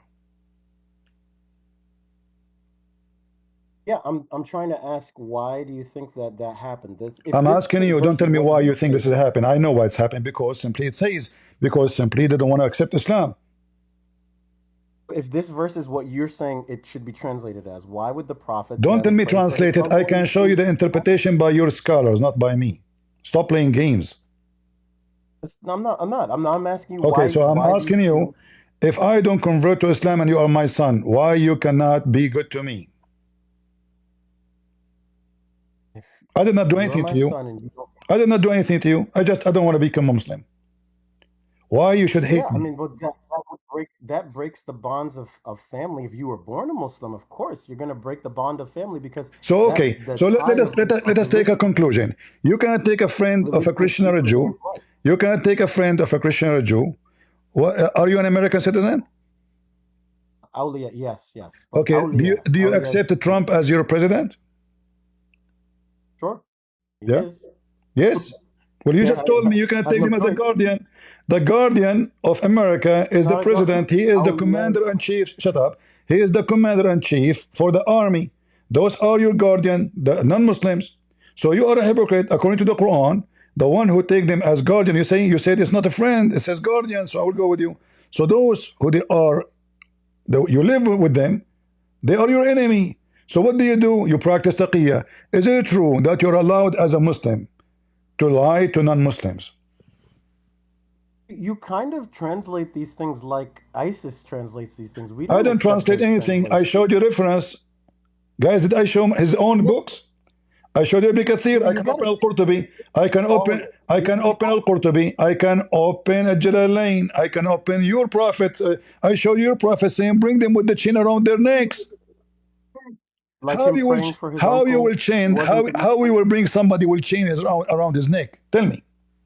By killing me. No, they're not physical. They're not physical. Look at the liar. Look at the liar, guys. Look, not physical. Look, I've lived with people who are not Muslim my whole life. My friend, because now if you try to put a chain around our neck, we will lock you up and we'll treat you like a dog. You don't dare to do it. So now, because you are weak, you don't dare to do it. But if you are strong, you will. That's what your prophet did. How many slave women Muhammad he kidnapped them with the chains around their necks? I think the true message of the Prophet and Islam is love between all of us. Yes, there are verses that is a big okay, in front of everybody, you see, the love between each of us. Did your prophet say that non-Muslims are filthy? That najas is different than not filthy like your dogs. No, you are filthy. Can I touch your Quran? Can I touch your Quran? Meaning impure. Can I touch your Quran? No, meaning impure. That doesn't mean no. That you're Najis. Okay, dog is najis. Is that correct? According to the other madhahib, yes, except for okay. Maliki, that is piss as najis? Is what is it? Piss. Like urine. Yeah, of course. Yeah. Okay. And Christians are najis. A second ago you said to me, not physically. Yeah, I mean, do you see the hypocrisy? Listen. Okay, when Muhammad he said the non-Muslims are najis, isn't it his father and his mother are najis too? It's you're looking at it so strange. It's like when somebody says, "Hey, you touched something that's nasty," right? Then you would say, No. This is not. You don't change. You said to me that piss is najis, dogs are najis. So now dogs and piss is equal to Muhammad parents because he said, وَإِنَّمَا الْمُشْرِكُونَ najis. So mushrikeen cannot enter the Holy Land because they are najis physically. Otherwise, why we cannot? Because we are najis. So the najis is Muhammad, because when Muhammad says that he is a son of a najis man and najis women, they are not Muslims. Muhammad is a fool. He just insulted his parents. And based on the Old Testament teaching, Muhammad should be killed for insulting his parents. You see, you definitely know about wudu, right? You know about like rafu I like wudu. I like wudu. How you do wudu? Washing your hands and so forth, your face, cleaning yourself, right? So okay, when somebody hold on. When you do wudu, do you use? I heard that Muslim they use women blood ministration to clean themselves. Is that true? Okay, so I just wanted to make one point. Just no. You mentioned wudu. Hold on. Is it true that you Muslims you use women blood for ministration to prepare yourself to meet Allah and meat of dead dogs? You're jumping from so many different topics. I'm not jumping. It's you who mentioned, guys. Who is the one who mentioned wudu? Is it me or him? It's you. Yeah, I was trying. And now we don't want to talk about it. Okay. So now wudu. Do you wash yourself by women blood and dead dogs? Yes or no? Can I just make a point about wudu? And then yes or no? Yes or no? Yes or no? The only point was when you yes or no? Yes or no? Do you use? You said you do wudu to clean yourself clean. You said that. How in the world you clean yourself by washing by blood of women and dogs, dead dogs?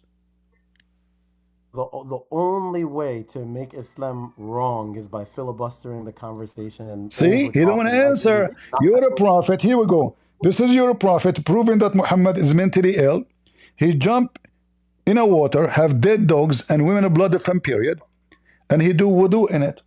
And you are saying to me, najis, you know what wudu is? We take wudu. You Muslim, you make yourself more dirty when you do wudu. This is your prophet mentally ill. He jump in water, have dead dogs and women blood from period and rags and even stinky garbage. And he asked him, why you do that? He said, water is always pure and nothing make it impure. Yeah, because it's more than a pul'a. It's more than a certain amount. But I wanted to. What more than a certain amount? Hold on. What more than a certain amount? It's more than 13. It's more than 13 liters. That's what makes it still pure because it's negligible. But that does not. It is. It is a dirty water. It's not a running water. This is number one. Number two. If I have one. Okay, hold on. You said more than what? How many liter? I think it's qullatain, which is 13 liters. 13. Okay, guys. So if we have a 20 liter of water and we have one dead dog and one women rag from blood, at that time they use rags. So one women rag from menstruation and one bag of stinky garbage, is that will make your water pure still? That's a subjective question. What's subjective? You said to me more than 13. You said to me more than 13. Abdul, my shower top will fit at least for 50 liter of water. What 13 would do? So imagine, guys, you have 13 liter of water. He's saying more than 13 liter. Okay, more 13. They have one, just one. And here it says dogs, dead dogs, not one. Not one. Don't you think your audience wants us to talk with each other instead of like just filibustering? And I mean, listen. My experience with Muslims are snakes, like you. You came to me in the beginning to shame me of speaking about the ugly Islam, but the fact you are running away from how ugly you are. You took our land, you took our churches, you enslave us, you force us to pay jizya, you call us pigs and donkeys. Hold on, and then you say why you are speaking ugly about Islam, and then when I start showing you proof after proof, you wash your hand from it. You say to me you don't understand. I show you the interpretation. You say I don't agree with it. Who are you? So you That's are the exactly one. what I asked you. You are a You just sneaky. You just are a said it. You sneaky said that they person. So killed now your listen, they, listen. Is Muhammad they blew up sick? your churches. They did, I agree. That's wrong. That's wrong. That's wrong. They shouldn't have done those things. That I agree with you. You agree that So Muhammad should have not done that? Muhammad is the one who done those things. oh no, you said the people. This is why I asked in the beginning who. No, no, like, no. what did I'm they not talking do? about the people. You took me wrong. I'm not speaking about Muslims. Muslims are victims of Muhammad. Muhammad is the one who told them to go and attack. When Muhammad he says, kill the Roman, attack the Roman, and get the blonde girls. Do you blame the Muslim or you blame the Muhammad? When you said and when you just said that they bomb your churches, they kill your family, they did. My friend, don't change the topic. When your prophet says, attack the Roman and get the blonde girls, do you blame the Muslims or Muhammad? I haven't seen that verse, so I would like. No to see problem. I will show it to you. Here we go. You said you know a little bit of Arabic. I will help you. Here we go. Listen, this is tafsir. This is tafsir al-Suyuti. I can show you al-Qurtubi. I can show you anyone you want. It says that the prophet said, attack the Roman and get the blondie women. A man who was located there, his name is Ajad. He said to him, why you are tempting us by women? Why? Muhammad, he accused him to be a liar, a hypocrite. Look what it says here. And Ibn Abbas, the prophet of Allah, says, attack and get the yellow, the daughter of the yellow. The who? The daughter of the yellow. So the munafiqeen, the hypocrite, they says he is tempting us with women. They are munafiqeen or Muhammad is munafiq. Are we attacking the Roman to spread Islam or to get their women? What is the on the authority of Ibn Abbas that the Prophet, may God bless him and grant him peace, said, invade and seize as spoils the daughters of Banu al-Asfar. Some of the hypocrites said, he will tempt you with women. See? So God revealed. What is the authenticity of that hadith? Authentic. Very authentic. Where is the authentic? And here this is other. So are you saying to me that you Muslim explain the Quran by a fake story? No, I'm saying where is it? No, I'm saying too, and I am saying, are you saying to me that we Muslims, we lie when we explain the Quran? Because if this story is not authentic, and you explain the Quran by an non-authentic story, that means all of you are a fraud. It just means I wouldn't accept it as an explanation or a story if it's not authentic. Well, it's authentic. So, this is why it's used to explain the Quran. Why you want to explain the Quran, you as a Muslim, by a fake story? And here there's other issue. There's other issue about the ugly Islam. Look how ugly this religion is. They keep talking about Islam is a preserved. The second we show them a story will make Islam look so stupid, they will say, is it authentic? Maybe not authentic. But it's I don't not accept Quran. that. It's not Quran. It's not hadith. So no, this is Quran. This is Quran. This is interpretation for the Quran. Muhammad in the Quran. So because the verse came after this guy, after he said to them, attack the Roman and get the blonde girls. So the Quran came, says that those hypocrites, they are saying, don't tempt us. Okay, can you explain to me the verse? I mean, I would like to see what is the verse. I'll pull it up. What is the verse?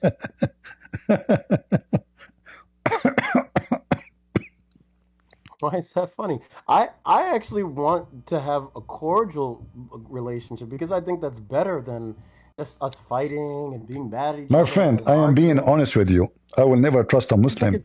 Muslims are satanic people, my friend. I'm being honest with you. Muslims are satanic. You worship Satan. Your God is Satan. Who can trust a Muslim? Muslims don't even trust Muslims. You yourself, you said so to me. You just said to me, is that authentic? What does that mean? Is that authentic? That means it's not trustworthy. You Muslims, when Uthman trusts Muslim, they killed him. When Ali trusts Muslims, they killed him. When Hassan and Hussein trust Muslim, they killed him. Listen, you Muslims kill each other. Only a foolish Muslim will trust a Muslim. You can trust me as a Christian, but a Muslim trust Muslim, that means he's mentally ill. Who is going to trust Muslims? You know. Listen. Do you know I have family members that are Christian? Who? And What? I don't talk to them like that. I have family. I have family that are Christian. Your family are Christians? Some of my families, yeah. Some of my family is Christian, yeah. Well, good for them, bad for you. You are doomed. You are following the devil. No, I'm just saying we don't have conversation like where we start bashing each other. I mean, No, my friend. some of the You are talking to Christian Prince. I'm not your family. Your family maybe know nothing about the garbage of Muhammad. See, You're talking to I me. think you can only talk that way about other people if some other people have done something to you. Otherwise, why You see, would you okay, talk about I want to go with your logic. What the Christian did to Muhammad, so he decided to kill them. Go ahead. He went to Waraqa bin Nawfal. He didn't kill him. He just talked to him. He spoke with him. Waraqa bin Nawfal is his real father. Waraqa bin Nawfal is his real father, the one who used to sleep with his mother. Read my books. And they went to Yemen. They went to the Christians of Exactly. Muhammad is a hypocrite. He went to the Jews too. Later he killed them. Yeah, and that should show you the example. Yeah, this is what happened when you accept a Muslim refugee. You give him a room in your house, later he take the house. So Muhammad is a bad person. Is that how you return the favor of those who gave you refuge? So now let me go back to zero. Let me go back to zero. When Muhammad teach, I want to show you in 2 seconds how hypocrite you are. When Muhammad he taught you that it's better to have sex with the children from having sex with mature women. Is that a teaching from God or from the devil? If he said that, then that would be problematic. But he didn't say that. There would be what? He did. If he said that, what? So if he said that, what? He did not. If he said that, that would be problematic. But he did not say that. But is it what the problematic mean? Is it from God or from Satan? Problematic means it's not good. Okay, not good. So he's trying to be perfectly correct. So here we go. This is your prophet. He saw one of his men. He got married, and he went rush to go home. He told him, "Oh, why you are running to go home? You know, what's up? Did you get married?" He said, "Yes." He said to him, "Did you get married with the child or with the growing women, a widow?"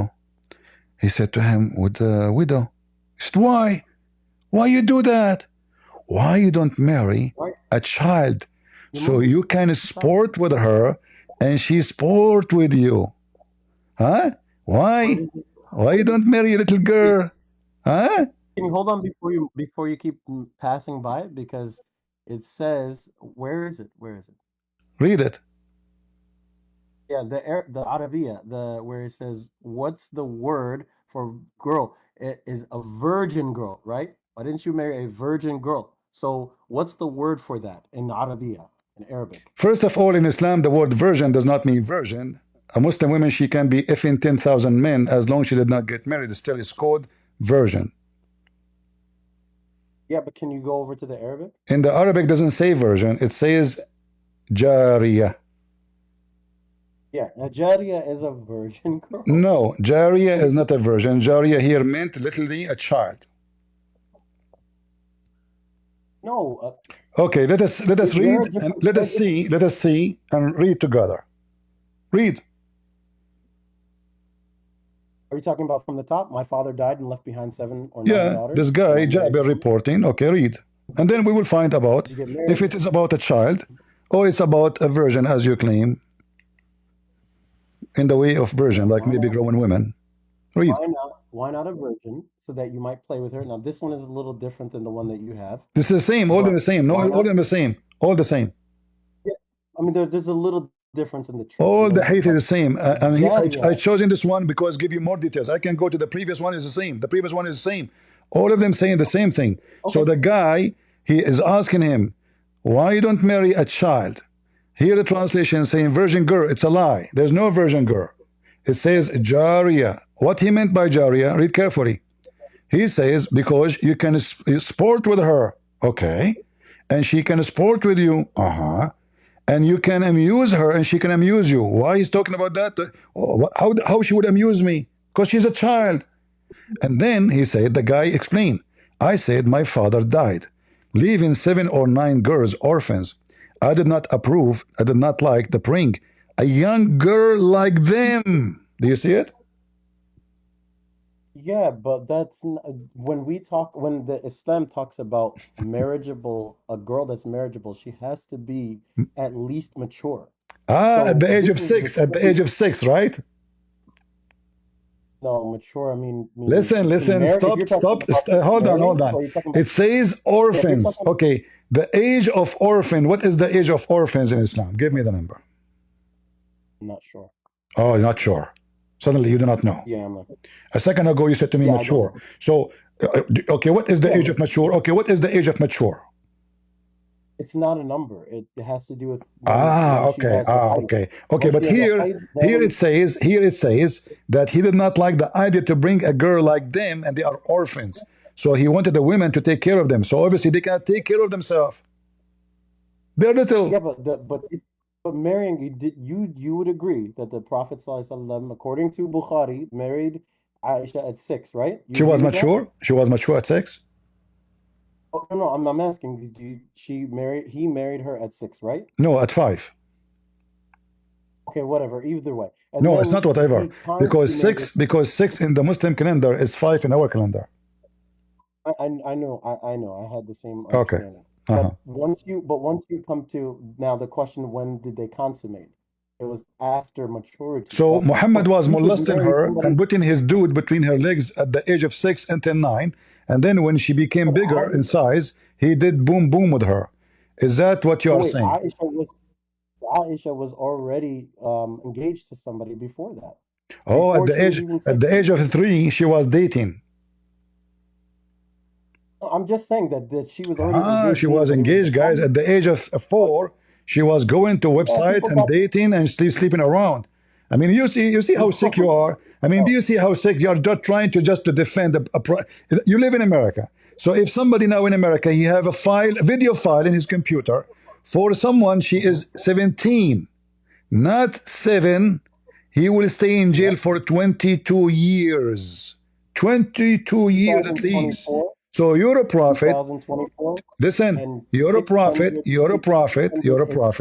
He had sex with Aisha, according to you, at the age of 9, right? Which means in our calendar 8. Okay. When Muhammad they sent him Aisha to sleep with her, how big in size she was? 600 AD. Don't you know in the Bible it says that Joseph married a 3-year-old? I mean, like, this is a different time. There is no way in the Bible it says any of what you say. This is a lie Muslim they spread around. Big fat liars. It says. No. According to Maimonides. My friend, a big fat lie. A big fat lie.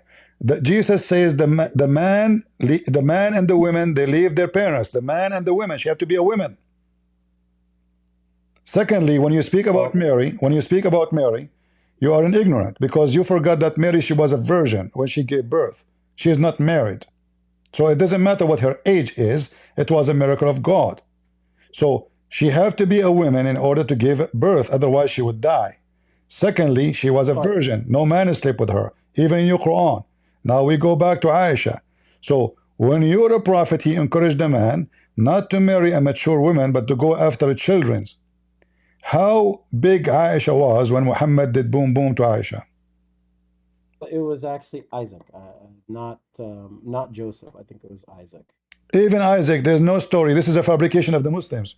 In the Bible, it says that she was an alama. Alama mean young women and a virgin. Young women.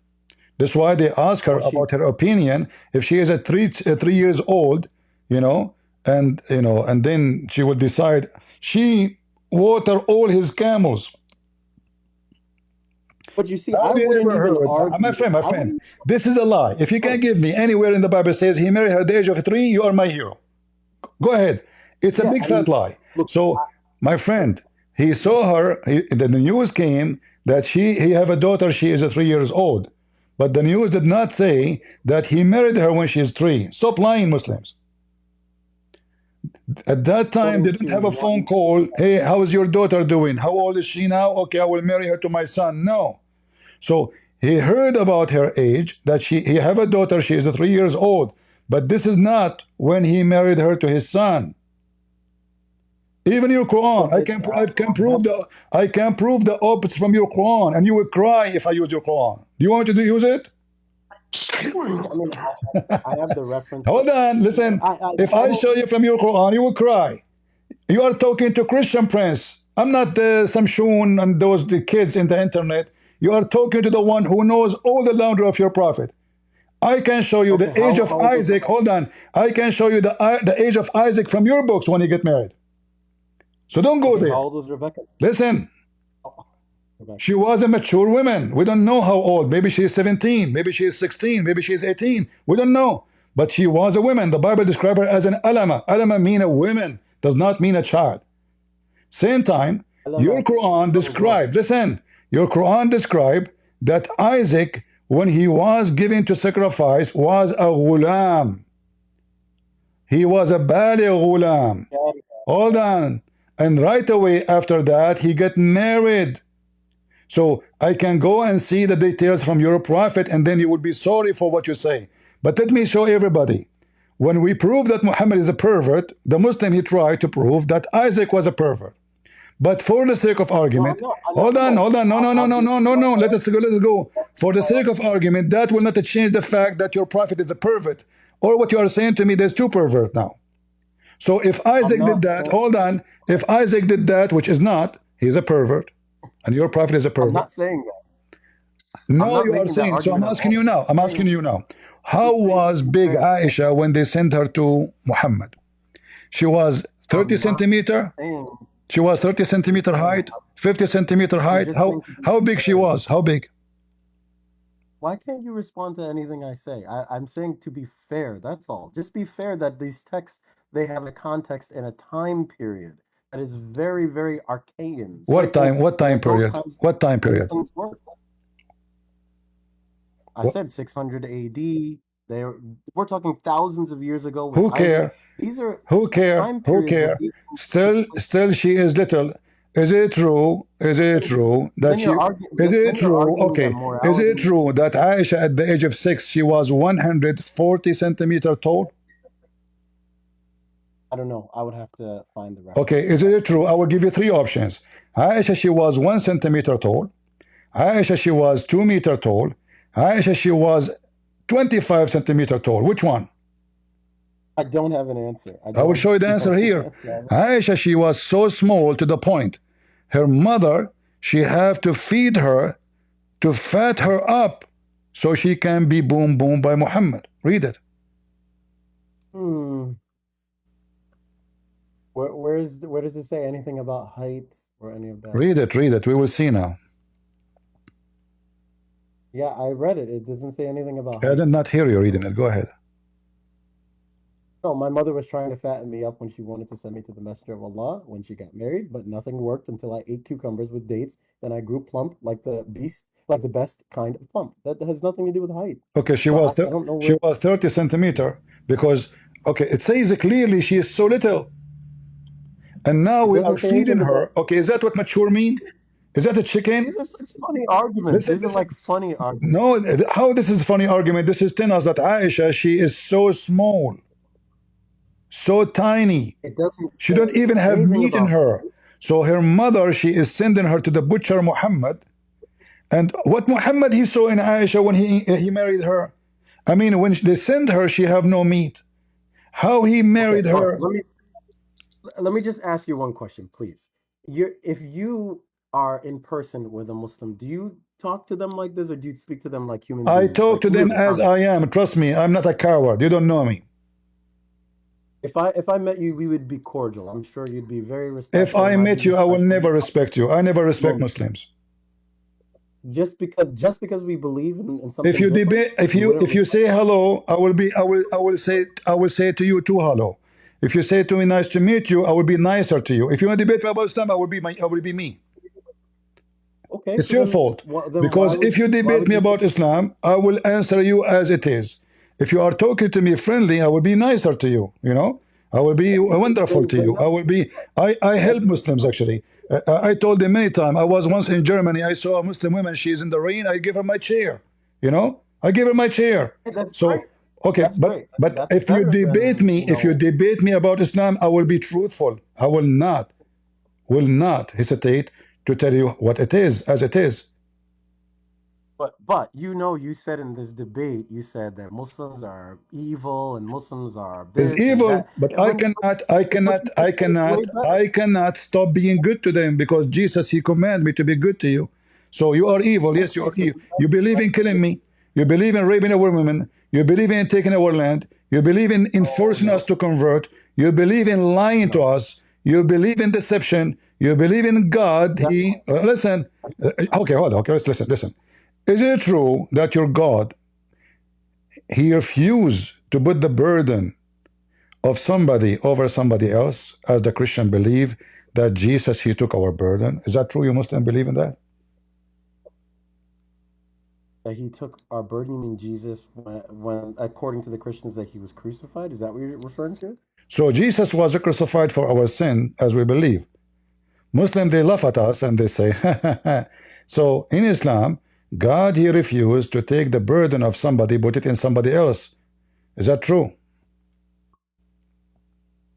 I'm not really sure. I don't understand exactly. What do you mean you're not sure? If I did fornicate, should you pay for my fornication or I pay for my No, fornication? definitely not. No, we pay for our own sins, of course. All right. So is that justice that you pay for your sin or somebody else pay for your sin? No, you pay for your own. It's not justice if somebody else pays for Exactly. So why your God, the evil Allah, he will take the sin of Muslims even though it is like mountains and he place it on the Christians? No, he says at the end of the verse, because of their sin. Because of what? I thought it's not right. It's not just. Hold on. So what? If you commit sin, I pay for my sin. A second ago, it was not right.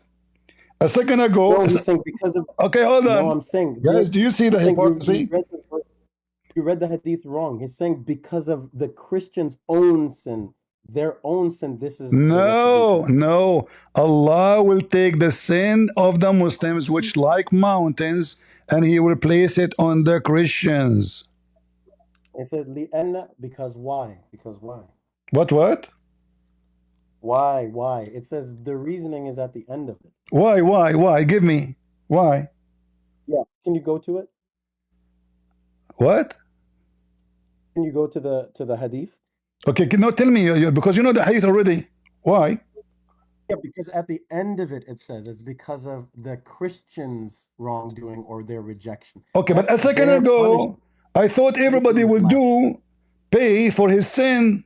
So now we commit sin, you commit sin. How come you commit sin, we pay for your sin? A second ago, you said to me, it's not justice. Hypocrites, satanic. God, like even satanic. You know, Islam is a satanic religion. A second ago, you rejected such a logic, say this is unjust. A second after, because you are a Christian. So you sin, you fornicate, you rape, you kill, and you get away with it just because you're a Muslim. Islam is satanic religion. Yes. Listen, here we go. This is the hadith. So now you go and rape a woman, and then in the day of judgment, Christian Prince will pay for your rape, your rapist. Huh? There will come people amongst the Muslims on the day of resurrection with as heavy sins as a mountain, and Allah would forgive them, and he would place in their stead the Jews and the Christians, as far as I think Abu Ruab said. I do not know as to who is in doubt. Who's in doubt? The rest is not important. The rest is just blah, blah, blah. Okay. There's another hadith related to no this. problem. I can show you all of them. All of them is the same stupid thing. This is your ransom from hellfire, and it says will come people. All is the same garbage. All is the same garbage. All is the same garbage. All is the same garbage. Your God. Yeah, and right there, go back up, right there. Where? Right there. It says, "They are your brothers, and from your race worshiping as." No, this is not about the Jews and the Christians. No. From they are alone. This is not about the Jews and the Christians. This is about the Jews and the Christians. This is about the Jews and the Christians. I'll have to look it up. Because why you don't look it up right now? I'm showing it to you. You said it's unjust. Yeah, but it's not as simple as that. I have to. Not simple, absolutely. So you go and if around women, rape children like Aisha, you kill, you rob a bank, and you cheat, you lie, you sell drugs, and then we, the Christian and the Jews, we will be your replacement in hellfire. And this is the God who loves everybody. You remember what you said to me? Do you remember what you said to me? Why you speak about Islam in an ugly way? Islam is the more disgusting. You kill, you rape, you F. I pay. Islam is filthy. Islam is satanic. Remember, if you don't believe in a God when you die, what is the retribution or the punishment? First of all, we believe in God. You don't believe in God. I challenge you to tell me the name of your God. Go ahead. I'm asking a simple question. I believe in God. You don't believe in God. In fact, even your stupid Quran call us the people of the book. You are not the people of the book. You don't have a book. This is why the Quran call us the people of the book, because we are the only one have the true book and the true God. You are a person who have no book. Okay, Christian Prince. So before I go, because I really wanted to rather like talk with you instead of just like, you hear some of the arguments I'm making so that maybe you can understand a little bit better where we come from. I hope we could try it again, because I don't think you really mean a lot of the things you say. Maybe for the audience, trust me. I mean everything I say. I mean everything I say, and you are satanic. You look at you, how hypocrite you are. You try to paint and duct tape all the crazy stuff I showed you. Even this one, a second ago, you said to me it's unjust. Unjust, guys. Did this guy, satanic man, he said to me this is unjust? He agreed. It's unjust. Person have to pay for his sin. No. In Islam, they sin, they rob, they kill, they lie, they cheat, and we pay. Because Allah is Satan. He want to encourage them to do more sin. This is the purpose of this. In Christianity, no. Jesus make it clear that when you sin, you pay for it. Not a Muslim, not a Hindu, not a Buddhist. No. You will pay for it. Them, Muhammad is encouraged them to be rapist, because he said to them, go do whatever you want. In fact, he said to you, if you touch the black stone, listen, your prophet says, if you touch the black stone and the Yemeni corner, Allah forgive your sin, even if it's more than the foam of the ocean. Is that correct? Okay, let me just leave you with this then. I know for sure that, I think that we can definitely have cordial relationships with No, we cannot. Jews, We cannot. other people. I just want to make a last statement that I believe that it's possible. You are a hypocrite. You are doing taqiyya now. You are doing taqiyya. Let me just finish, because I'm telling you what you are doing. Okay, guys, let me show you what he's doing. According to Muslims, he can say to you friendly things. He can say to you friendly things, but his heart don't mean it. Correct? Am I lying? So you are doing taqiyya. We know it. We know it, my friend. We know it. In my heart, I believe. Listen. Is it true? Is it true that you can speak to us in a friendly way, but you don't mean it? One statement. Huh? Let me just finish one statement. That you can die if you died upon this false. Okay, let us read this before you finish. Let's read me and you. Okay, the one who take a Christian and Jews as a friends, he has one of them. He have no honor, no mercy, and he is out of Islam. All right, and then, however, you can, if you can, you guard yourself against them, save yourself from them, taking it as we're security, saving yourself from them by speaking in a friendly way toward them, while your heart is like this. This is Satan.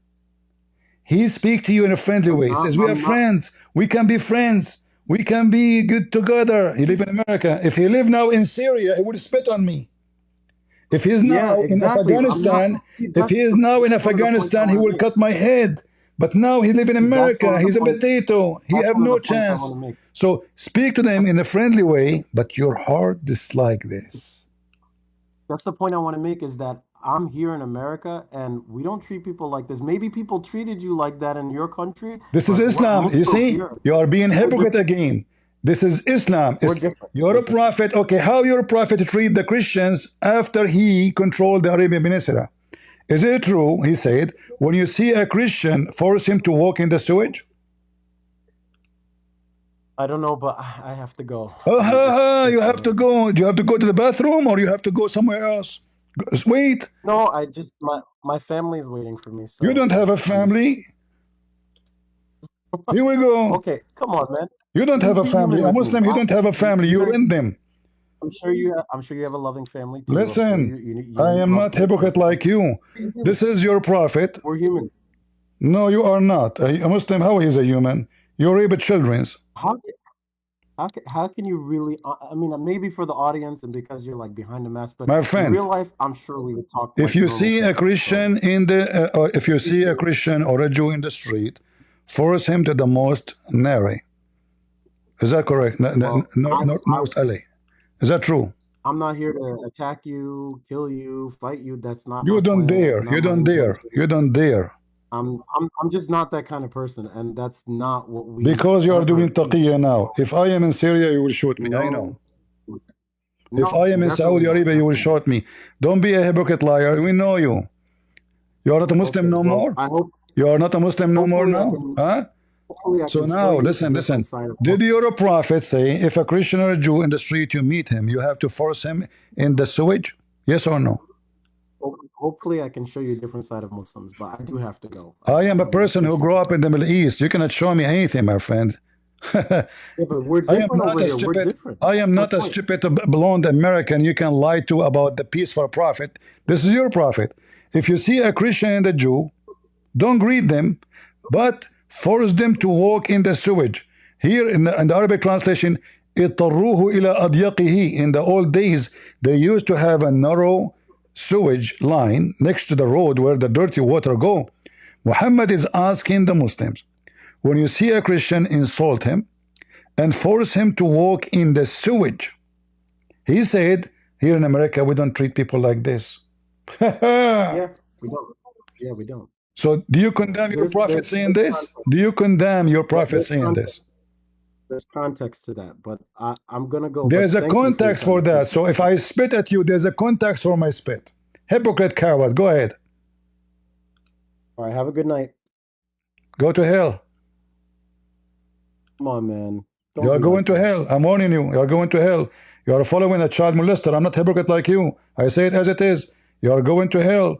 You are a follower of the faith. He's come back. His name is Muhammad. He's a child molester. He go after his wife, son wife.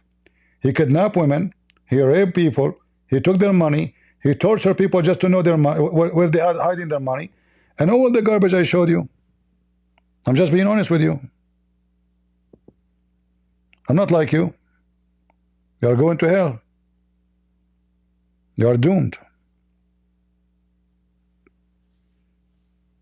You think I am like, did somebody do something to you? Who dared to do something to me? You have no idea who I am. You do something to me, I will send you a free shipping and hand it into Allah. You will regret that day.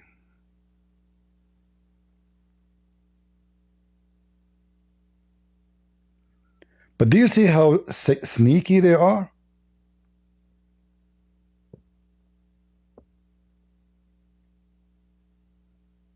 He tried to sell us Muhammad in different image. He is a good guy. Did somebody harm you or do something? Why you are doing that?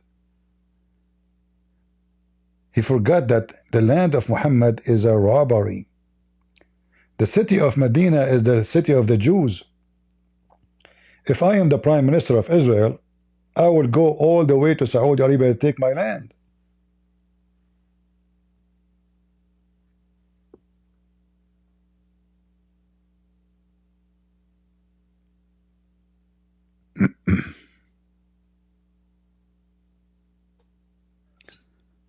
All right.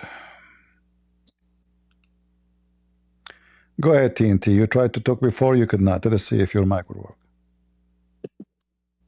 Yes, do you hear me? I do. Go ahead. CP, I was thinking, but I changed my mind now because the debate I hear it, I say, oh my God, because I was thinking these people, they born of a Muslim family, and they have, because I know people, I live in England, and I know people, they are Muslim, and they send a very early age, they kids in the Islamic schools, so teaching the Sundays and things like that. They teach them that is the way in life. I mean, But yeah, now I hear your debate, and I think you are right. It's I don't know what to say. You changed my mind because I was thinking to tell OCP, please, can you try to convince them a better way or different way because they aren't wrong. Do you understand what I mean? Don't be so sharp with them. And My friend, I spoke to tens of thousands of Muslims, and I caused thousands and thousands of Muslims to leave Islam. So my way, it worked perfectly, and there's no better way. So those who think that you can make a Muslim leave Islam by giving him a hug, they are living in a delusion and illusion. They have no idea. To fight the devil, you have to be strong, armed with knowledge and faith, and never compromise. Those who compromise, the first thing they compromise is their faith. Then they lose their faith because they are false Christians. Compromising will lead to more compromising. Stand your ground and fight and win. We have the truth, and this is why he was freaking out, trying to run from a corner to. It is like a rat going from under the couch to under the table to behind the closet, going to the attic. You witness it. We have proofs, we have reference. He was trying to escape, for he is embarrassed. So never compromise. Those who compromise are the weak Christians, and they are not going to be in heaven. The one who deny me, the Lord said, I will deny him. And when a Christian compromised, they deny Jesus. I don't. yes, you're right, Shippy. You are right. I was thinking because I hear you every night, man. I live in London, but I don't know. Maybe you see me there when we are there. Actually, I don't come here in Discord. I come in and I go to YouTube. But always I follow you. You know, even now, what time is now is. Well, let me put my glasses. It's like 3:30 morning time. So yes, because I I convert. I take the. I'm an evangelist. You know, I believe in New Testament. I believe in all Bible, but you know, my teaching is Jesus Christ only. And since that time, you know, I follow you here on YouTube, and I was thinking another day, because you have a debate as well. No problem. Well, anytime you can join us. Yes, sure. What about these guys? You know, I go in a city center, and a lot of people, Muslim, they try to stop me to give me free Quran and things like that. And I remember you, and because they say they said to the people, look, this is how the teaching Islam is the best, religion. Who is a good thing in life, has the right thing in life, and things. But you know what I believe? Even these guys who give free Quran, they don't know exactly what is going on. Because now, this night, I realized this guy was not, aware about what happened in Islam. You make him know. Maybe now he think about it a lot. He gotta think about, All right. Hopefully, he gonna convert, become a Christian. You know what I mean?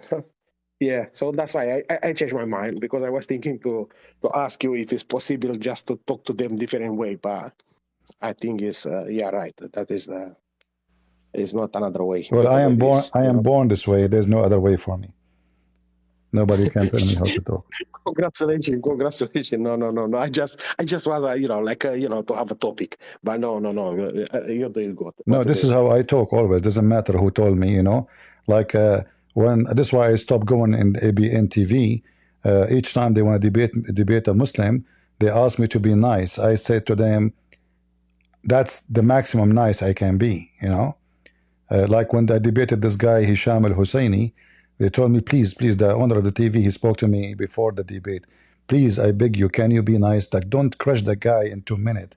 We want him to come back. I said, I cannot be, I am the nicest now. I cannot, that's it. This is the maximum. Don't expect much. And then I send them an email, says, you guys, you want to Are you bring me in the stage to beat the hell of him or to give him a hug? Don't call me again. All right, my friend. Thank you very much, Ronnie. Thank you. You're welcome. You're welcome. You're welcome, man. Okay, thank you very much. Thank you for the time. Thank you, Habib. Yeah, this was actually the reason I stopped going in their TV. Each time they bring me to debate somebody, they give me a speech for 15 minutes about, you know, not to use harsh words, not, you know. I said, what I'm doing here?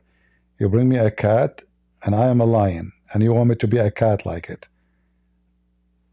Good luck. Do we have any cat? All right.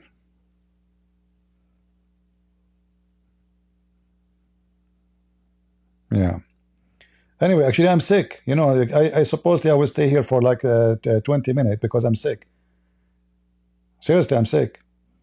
I have a very bad headache. My head is hurting me. And I'm supposed not to stay long, you know. And now I'm weak. Very weak, actually. Yeah. He's lucky. He came to me when I'm weak. All right. He's very lucky. All right, guys. No more people on the stage, please. I'm done for today. How many hours we are here? 3 hours and 40 minutes only. Man, I said I even set the alarm in vibration to finish after 1 hour because I'm sick. I'm taking even medicine, which is something I don't do usually, but I have to. Oh boy. Let us hope that I will be better in a few days from now. This is very annoying, you know. You know, health is a gift from God. We don't know how priceless it is until you lose it, right? So if you are healthy, praise the Lord for what you have. You know, all my life I'm fine, but like sometimes maybe you get sick to remind you of. Maybe you think you're a lion, but you can turn into nothing in 2 seconds. Because when we are strong, you know, especially men, you know, they think of themselves highly. He do not need God. He's strong. You know, he's powerful. He have muscles. But the fact, all those things you have, it can be taken away from you in the blink of an eye. As simple as that. And this is why I warn everybody. Stay close to your Lord. And you might think that if you are a believer, you want to get sick. Absolutely not. You might even have a cancer. You might even die a horrible death. That have nothing to do with being a believer or not. But the difference between somebody who died and he is faithful, loving to the Lord, that death for him is the new journey, is a new life. But for the one who is not, that is the beginning of a new journey to hell. So there is a huge difference between somebody he die happy and someone he die so worried and so paranoid and so afraid of what is going to be next. The Lord, he says, whoever believe in me and die will live. I'm not saying I'm dying, don't take me wrong, but I'm saying this is my advice to you. Don't be proud of your health. Your health is a gift from the Lord. It's going to be taken from you anytime, any moment. Remember always that whatever you have is a gift. You don't own it. Your life, you don't own it. Your health, you don't own it. So at least during the time you live, use the gift you gave. Remember the parable in the Bible about the talent the Lord he gave to the servants. There's one he make it twice. There's one he hide it. There's one. So be the one who multiply it, because whatever you've been given now is going to be taken away from you, and you will be asked what you brought with you. What you will say? I bought a new car. I have a new house. I have $10 million in the bank. Trust me, you will take none of those things with you. The house I am in now belonged to somebody else before me, and maybe to someone else before him. The land you are in the top of it, generation after generation after generation came and live in it, but nobody take it with him. You don't even own your grave. So repent, be loving, be giving, love the Lord, and fight against the evil ones who try to deceive mankind. We don't hate Muslims. I don't hate this guy. I'm trying to save him. I am tough on him because I'm trying to save him. Not because I hate him, but because God loved the world. He sent his only begotten son. And the only way to save somebody is to rebuke the devil within him, not to give him a hug. Thank you all for being here. May the Lord bless you. God is good. So is Jesus. And if I feel better tomorrow, I will try to be live with you again. I love you all. And we pray that we will be able to continue and do more work. Thank you. Take care.